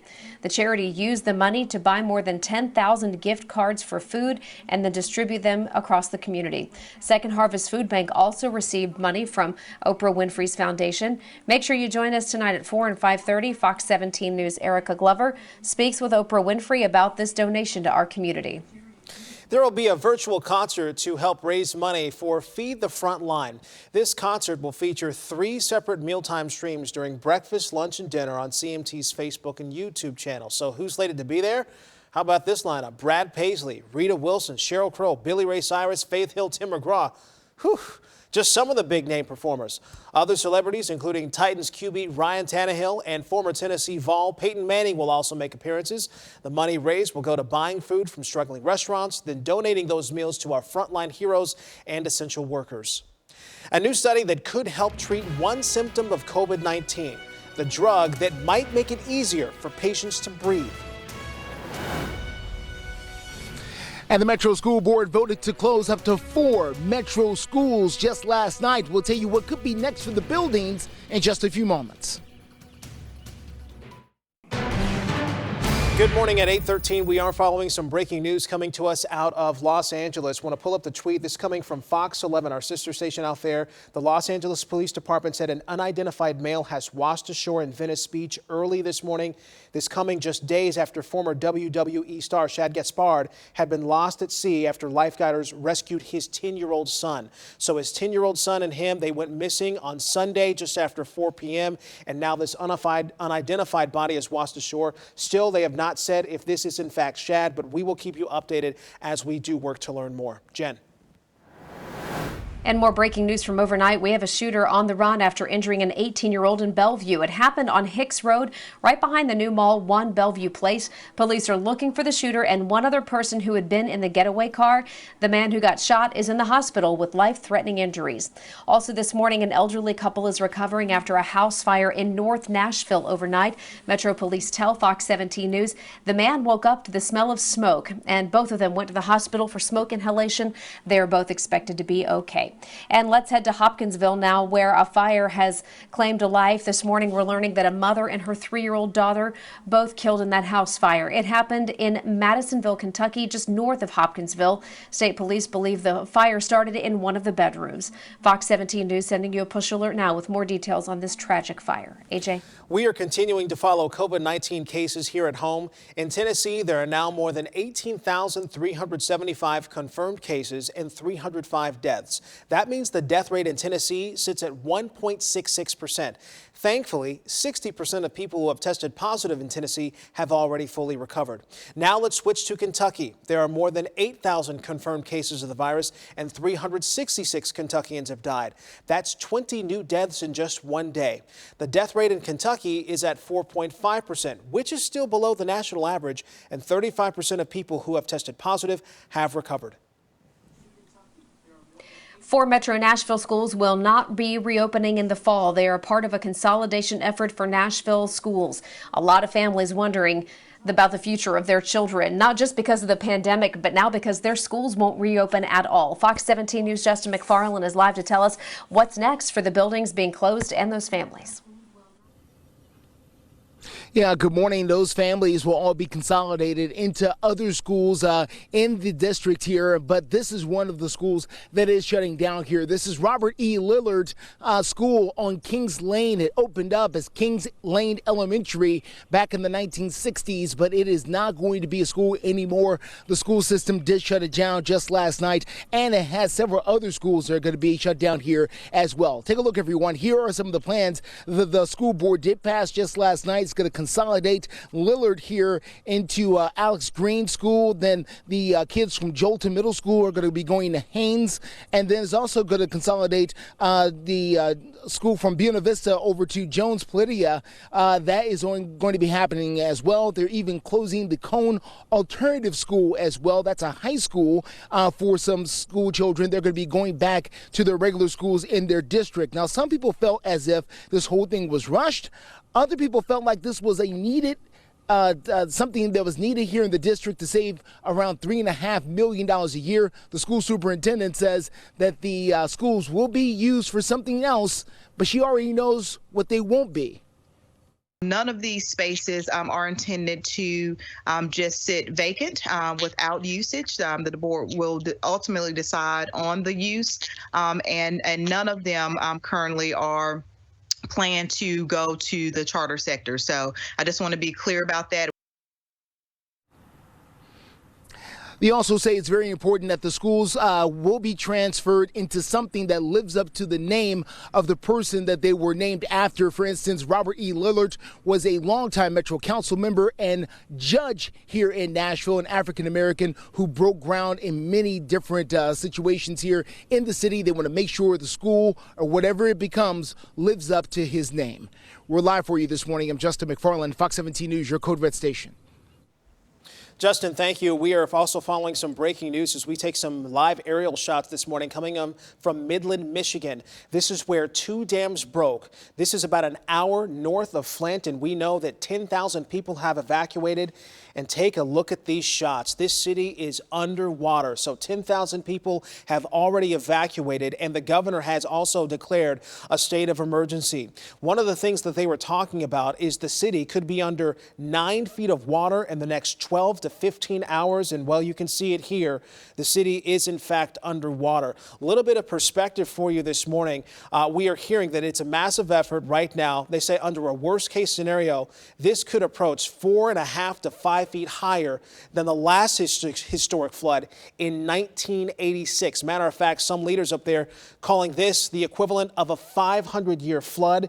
As you can see, those 2 dams, they failed, they broke, and now the city is underwater. Now, the evacuation order had already been put in place, and you can see now, you can understand if people did stay behind, they are going to have to do some water evacuations and do some water rescues as well. Skywatch 17 meteorologist Justin Chambers is standing by, not only tracking the flooding conditions in the Midwest, but also the weather here at home, Justin. Yeah, exactly right, AJ. Just awful video there that we see, and hopefully we can get folks to safety in that area. Meanwhile, we are seeing the fog that continues to lift. This shot from our downtown camera looking into Nissan Stadium. You can see some of those low clouds, but you can also see the sun reflecting on the Cumberland River.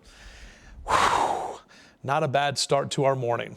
trying to get through the words. All right, our Doppler radar looks like this. Really not seeing much in the way of actual rainfall, but our visibility tracker continues to show some areas where you're seeing those low clouds and the foggy conditions, especially for you in Columbia and Lewisburg. We're talking to you in Murray County as well as in Marshall County, all the way through Lewisburg and even out to Bedford County and Shelbyville, where we're seeing about a quarter mile or less right there on 65 south of Franklin as you head down toward the south and areas into Alabama, and also areas spreading across into the orange blob right there. That's with that quarter mile or less of visibility. Golfers today on our forecast, well, save for a couple of showers. Enjoy these temperatures below average for at least another couple of days. We're going to see low 70s by lunchtime. Maybe you just want to hit a bucket of balls or a quick 9. You're good to go. Again, just have the rain gear handy because those numbers and the temperatures are going to be below average, but those showers will start to creep in. Upper 60s and low to mid 70s here as we take you throughout the mid-state and southern Kentucky for your highs today.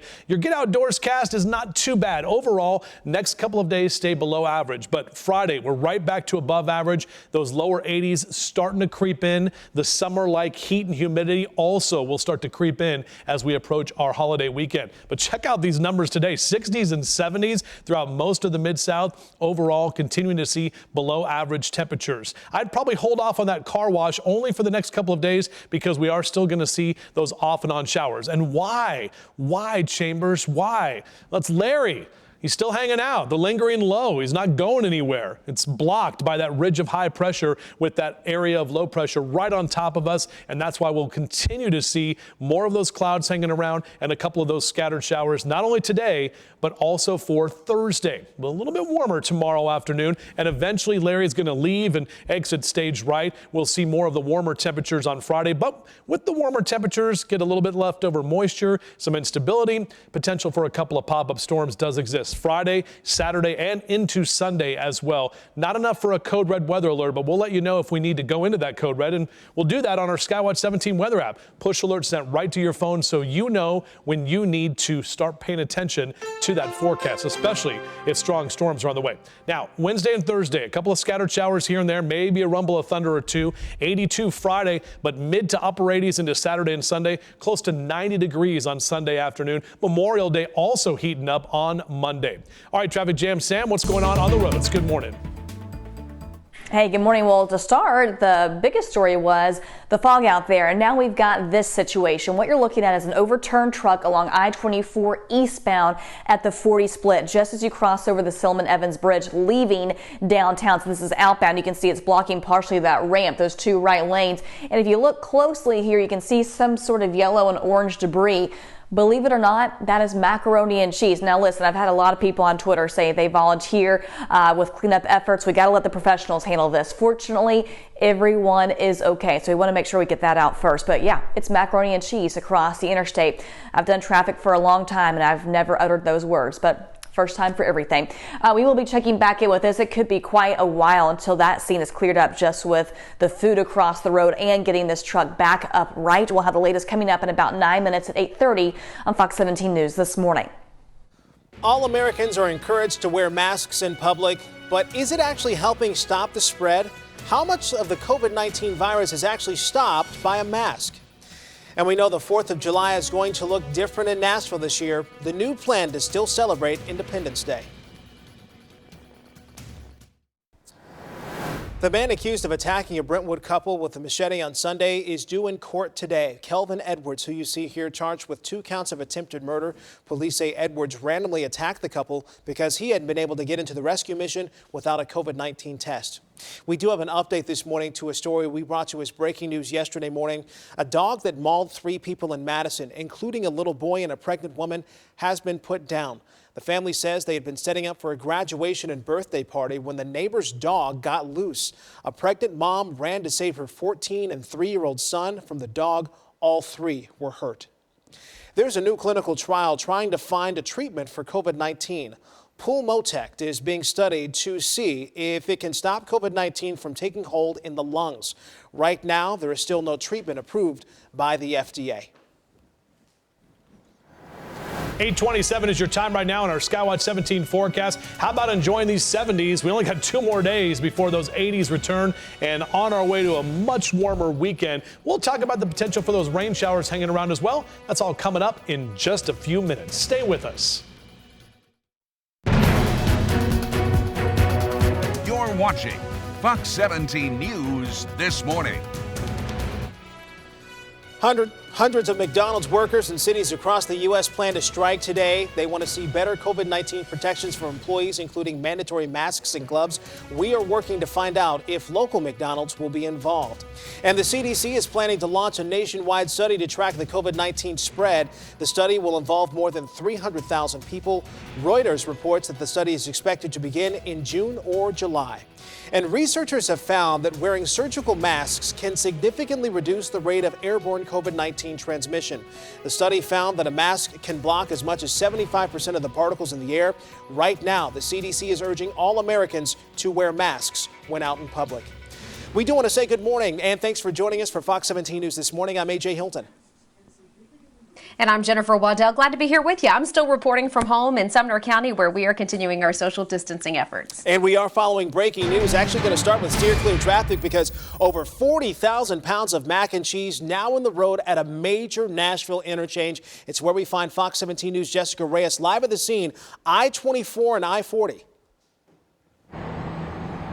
Hi, AJ. Good morning. Yeah, if you ever want to know what 40,000 pounds of mac and cheese looks like, this is it right here. You can see this overturned tractor trailer right at the 2440 interchange. It tipped over just after 7:30 this morning and made just a mess on the highway. All that yellow stuff you see on the ground there, that is all mac and cheese. Thankfully, we did learn the driver did get out without injury. Thankfully, he is safe, but clearly a big mess out here. Originally, police had said that they were going to have this cleaned up by 8:30, but they have since pushed that cleanup time back to 1 o'clock this afternoon. So if you're traveling through this area at any point before 1 o'clock today, you're really going to want to find a way to get around it because it is it's pretty slow going out here as you come up to this crash. But you can see, I mean, it's still quite a scene out here.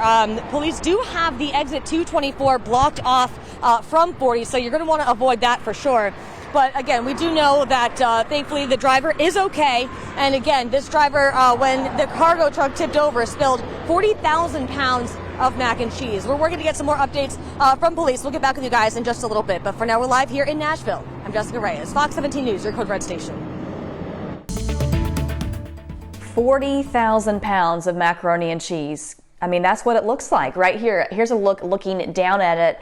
This is I-24 eastbound at I-40 just outside of the downtown loop. So if you do travel downtown, let me tell you, this is backing up to the Shelby exit and to the Ellington exit. So go to the west side of the downtown loop. That's 4065 and avoid I-24 and 40 or even use Briley. This is going to be quite the task to get all this cleared up. I will not be surprised if they brought out some blowers or maybe some type of water to get it off the roadway there. It's going to be tedious getting this cleaned up off of the roadway. So 24 east at I-40, still working with TDOT to get a cleared time for you, but I do want to check in with your drive times. Unless you're traveling out of downtown, you're not going to be directly impacted by that. So coming in from Gallatin to get into downtown, about 36 minutes. But remember, avoid 2440, stay to the west side of the downtown loop. 18 minutes Millersville, traveling south on 65, and about 21 minutes in from Jolton on I-24 east. Again, I'm going to work to get a clear time for you with that truck overturned carrying 40,000 pounds of macaroni and cheese. Things I never thought I'd say on air. We'll be checking in with that coming up on Fox 17 News this morning. I think collectively the morning show folks could put that down. Yeah, 40,000 pounds as a group? of mac and cheese, yeah. And I love Kraft macaroni and cheese. That's my favorite. Not cheese and macaroni, Kraft, the blue, the dark blue box. Yeah. Not the powdered stuff, the thing that comes in the pouch that's like the gooey cheese. Squeeze it out. Yeah, that's my jam right there. All right, here's a look at our downtown camera. There's the LNC Tower, or the LNC Tower camera looking at the Batman building, and the fog continues to lift. So that's good news. Our visibility was way reduced here earlier this morning, and now that visibility tracker not showing much. In fact, even in Columbia and Lewisburg, you're seeing improving conditions with that fog that continues to lift as this sun has been up for a couple of hours. Now, we're still tracking a couple of spotty showers here this afternoon. However, our temps do stay below average for this time time of year, at least for the next couple of days. That warmer weekend is right around the corner. So there's Henry or Hank the bird hanging out this morning. 72 by lunchtime, low to mid 70s expected this afternoon. Enjoy this day with below average temps. And even tomorrow we stay in the 70s because the heat and humidity, it's right around the corner. 82 on Friday. We'll introduce a couple of thunderstorms as well as we head into our holiday weekend. We're back with you in just a few minutes with another look at that full forecast. Justin, thank you. The time is 8:35, and we do want to take you back out to Los Angeles this morning, where we are getting a confirmation. This coming to us from Mario Ramirez, saying the update is the officials have confirmed the description of pro wrestler Shad Gaspard that matches the description of the body discovered after washing up on shore in Venice Beach. He had gone out with his son to be on Venice Beach in the water on Sunday evening, right around 4 p.m., and he ended up being swept away by a rip current. And I also want to read you a tweet from Dwayne "The Rock" Johnson, who says, "My prayers and hope for Shad Gaspard's wife and son and family during this unthinkable time. Man, this is a tough one, a really tough one. Great guy." So reaction continuing to come in. As we learn more, we will make sure to update you live through 9:30 this morning. Jen? Also right now, students at Hume Fogg will be driving up to graduate. This is in Nashville, and a drive-up graduation is set for 7 p.m. Again, that's today. Be aware, because this is at Hume Fogg, traffic downtown, especially along Broadway, will be impacted. Metro Police will be out helping to direct traffic. And Nashville's Children's Theater wants to help entertain your children this summer. They'll be offering online classes for kids 3 to 18 starting next Tuesday. Sessions are an hour long and they meet twice a week over a 5-week period. If you'd like more information, just check out nashvillect.org. AJ? The work to make Nashville streets safer for people walking and bike continues even in the middle of a global pandemic. Walk Bike Nashville just started its speaker series where we're learning more about what's being done to improve our roads. Fox 17 News' Sarah Small is live now with what we know so far. Sarah. AJ, good morning. Some of the things we are learning about are more crosswalks, more signage. Of course, we've been following that going up in neighborhoods as well as the campus of Vanderbilt as well. We've been following that for a number of weeks. But just in the last hour of us being here, people have been speeding by. We're at 12th South. People have been speeding by so fast that we can feel our truck sway back and forth. Feels like you're on the interstate, and speed is a part of the issue when we talk about intersections like this, where we have seen these dividers going in order to help people and help alert people to slow down, especially in an area where you see a lot of tourists. I want you to take a look at your screen. 2019, 32 people died crossing Nashville streets. Walk Bike Nashville says this is historic, and right now we have continued to see, unfortunately, this deadly trend continue, saying even though more cars are off the roads right now with the COVID-19 pandemic, we've seen a 33% increase in 2020 compared to this time last year of deadly crashes. Vision Zero is looking at several different factors, including managing speed, collaboration with different organizations, and traffic trends. Speaking of traffic trends, 80% of crashes happen on state roads like OHB, Murfreesboro, and Nolensville Pikes. And Walk Bike Nashville says we can't just look at individual cases like this. We need to create a system that is free of human error. So we can't wait for the perfect solution. And I think that's even more true on these really difficult streets where we know it's going to be a big engineering challenge to figure out how to put a crosswalk in when we don't have curbs and there's no sidewalks and there's a ditch on both sides. And I want to make a quick correction to something I just said. They say that they want to make a system that is safe regardless of human error. They know that that's something, unfortunately, that they won't be able to change, although they can make other things safer while people are walking across the street. So the speaker series, that is starting. That started yesterday and will continue on. If you would like to watch it, if you happen to miss it, that is on YouTube right now. You can see what also is being done. And we expect to learn more on this from Walk Bike Nashville as well as the mayor's office in the days and weeks to come. We're live in Nashville. I'm Sarah Small, Fox 17 News, your Code Red station. Sarah, thank you. At 8:39, let's take a look at the stock market to see how things are shaking out. And right now, you can see we are starting this Wednesday in the green. Right now, the Dow is up 1.19. to 1% now. So the Dow continuing to trickle upwards this morning, which is great news for all of our 401ks and also the economy. We'll continue to take live looks live to 9:30. Nashville's annual 4th of July concert and fireworks show in Nashville has been canceled. Instead, there will be a fireworks show saluting our first responders and healthcare workers that will air on TV. Jen? An innovative new product could help us feel more comfortable as we return to normal life. We'll tell you about the kiosk that can quickly scan for health issues.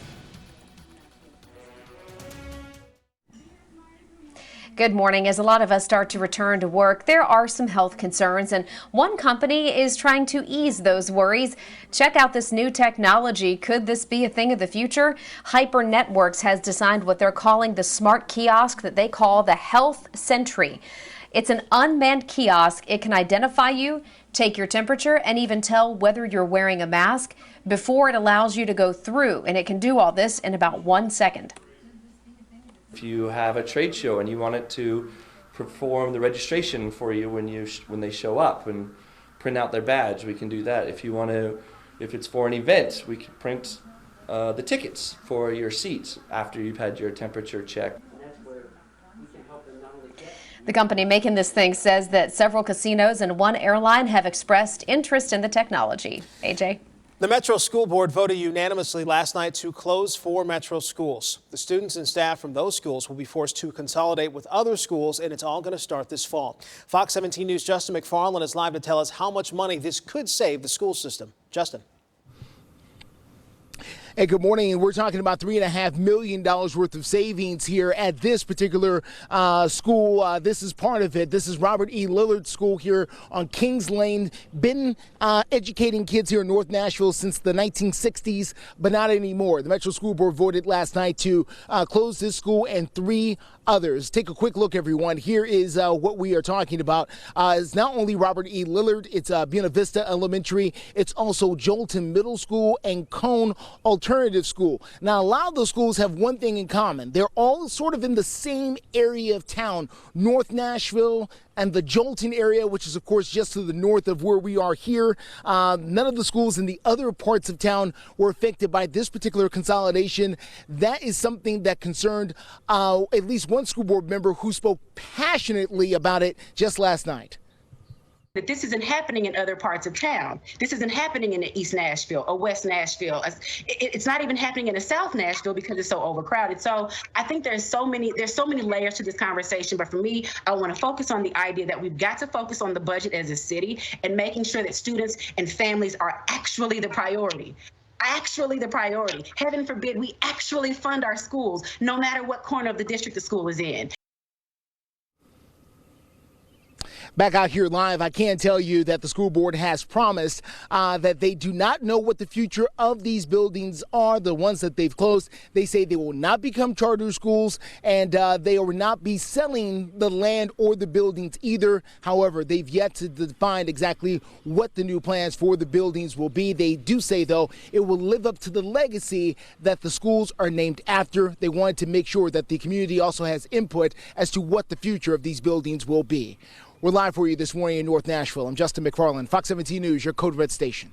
Thank you so much, Justin. You saw the sun that is on Mr. McFarland at this time. And again, the clouds continuing to break up as we had a very foggy morning with those dense fog advisories that were posted earlier. Now that sun breaking out from our Metro Center camera, those clouds still with us, and we still have to get through a few scattered showers as we head toward the afternoon. But 62 your temp in Antioch right now, 58 Clarksville, 59 in the Borough and Hendersonville as well. So those numbers are starting to come up a little bit on our Doppler radar. Still tracking a few showers out toward the Upper Cumberland and the Plateau, but overall no rain, and again the visibility improving. Not a bad afternoon or evening to throw something on the grill with your barbecue cast. Numbers still in the 70s, but again just a few scattered showers out there that might sizzle on the grill as you move out and about this afternoon into the evening time. Check out the next 12 hours. You can see by lunchtime we're in the lower 70s and low to mid 70s expected into the 2 and 3 o'clock hour this afternoon. Typically we're about 80 degrees here for May 20th, but we're not going to be near that number today, at least in Nashville.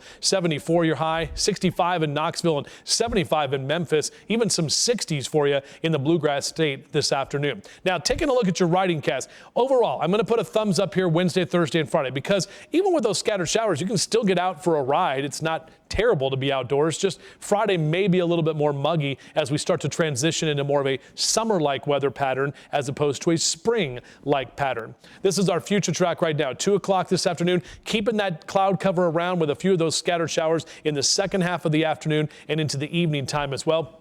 May hear a few rumbles of thunder here and there, but overall not looking at widespread storms. As we head toward tomorrow, still going to see that cloud cover, and again, a very similar setup here. What we saw yesterday, today, tomorrow. I mean, I talked about this earlier this week, stuck in this same weather pattern. But Friday, it changes up. More of that warm air is going to surge in, and that's when we're going to really see the temperatures rise. Humidity is going to increase. You'll probably need to flick that AC on as well as we head toward the weekend. You can follow along with our forecast online anytime, fox17.com. You just download that free app, our Skywatch 17 mobile weather app for your mobile devices. That way, right there in the palm of your hand, you can track that interactive radar and see if the rain is headed in your direction. Mid to upper 70s here for the next couple of days, and then those 80s are coming back. As I mentioned, 82 on Friday, mid to upper 80s into Saturday and Sunday. Could see our first 90-degree day of the year. 88 Sunday, very close, and then we'll keep those temperatures above average for Memorial Day Monday and into Tuesday of next week. All right, Sam, what are we working on now to wrap up the commute? It's been busy. It has been a crazy last few days with traffic, and people have been asking me, well, is there any traffic to cover? Everybody's working from home. Yeah, there's plenty to cover. So this is what's going on right now. This is I-24 eastbound at I-40, an overturned truck carrying what we're hearing, macaroni and cheese, spilling across the interstate, shutting down the 24 east ramp at the split at I-40. Just checked with TDOT. 1 o'clock this afternoon is when it's estimated to be cleared, but that's just an estimate. So if you are leaving the downtown, you'll need to take the west side of the downtown loop 4065 and not I-24. Again, eastbound ramps blocked here at the 40 merge just as you cross over the Silman Evans Bridge, and it is certainly backing up the east side of downtown. So 1 o'clock until this is cleared up at the latest, or maybe at the earliest. And I will let you know that the truck driver, he is okay. So good to hear that. As always, want to remind you to join us tomorrow starting at 4 for your Steer Clear traffic right here on Fox 17 News this morning. I'll see you then.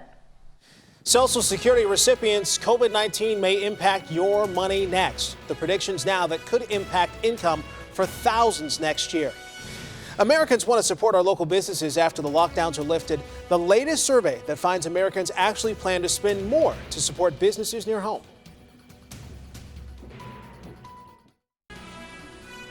Good morning. CVS Health announces the company will return $43 million that it received as part of the Payment Protection Program. PPP got passed in March as part of the CARES Act to give money to small businesses to stay afloat and keep employees on the payroll. But CVS says they don't need it and other smaller businesses do, so they will be returning that $43 million. Social Security recipients could be the latest group to take a hit because of this pandemic. The COVID-19 virus could wipe out Social Security's cost of living adjustment for 2021. Right now, the Senior Citizens League estimates the cost of living adjustment next year will be 0. In 2020, it was 1.6%. Skywatch 17 weather with meteorologist Justin Chambers. An update on that in our 9 o'clock half hour. Fox 17 News, your only local news source to keep you updated through 9:30. Remember, anytime you can check your time and temperature on the right side of your screen. Headlines scrolling at the bottom.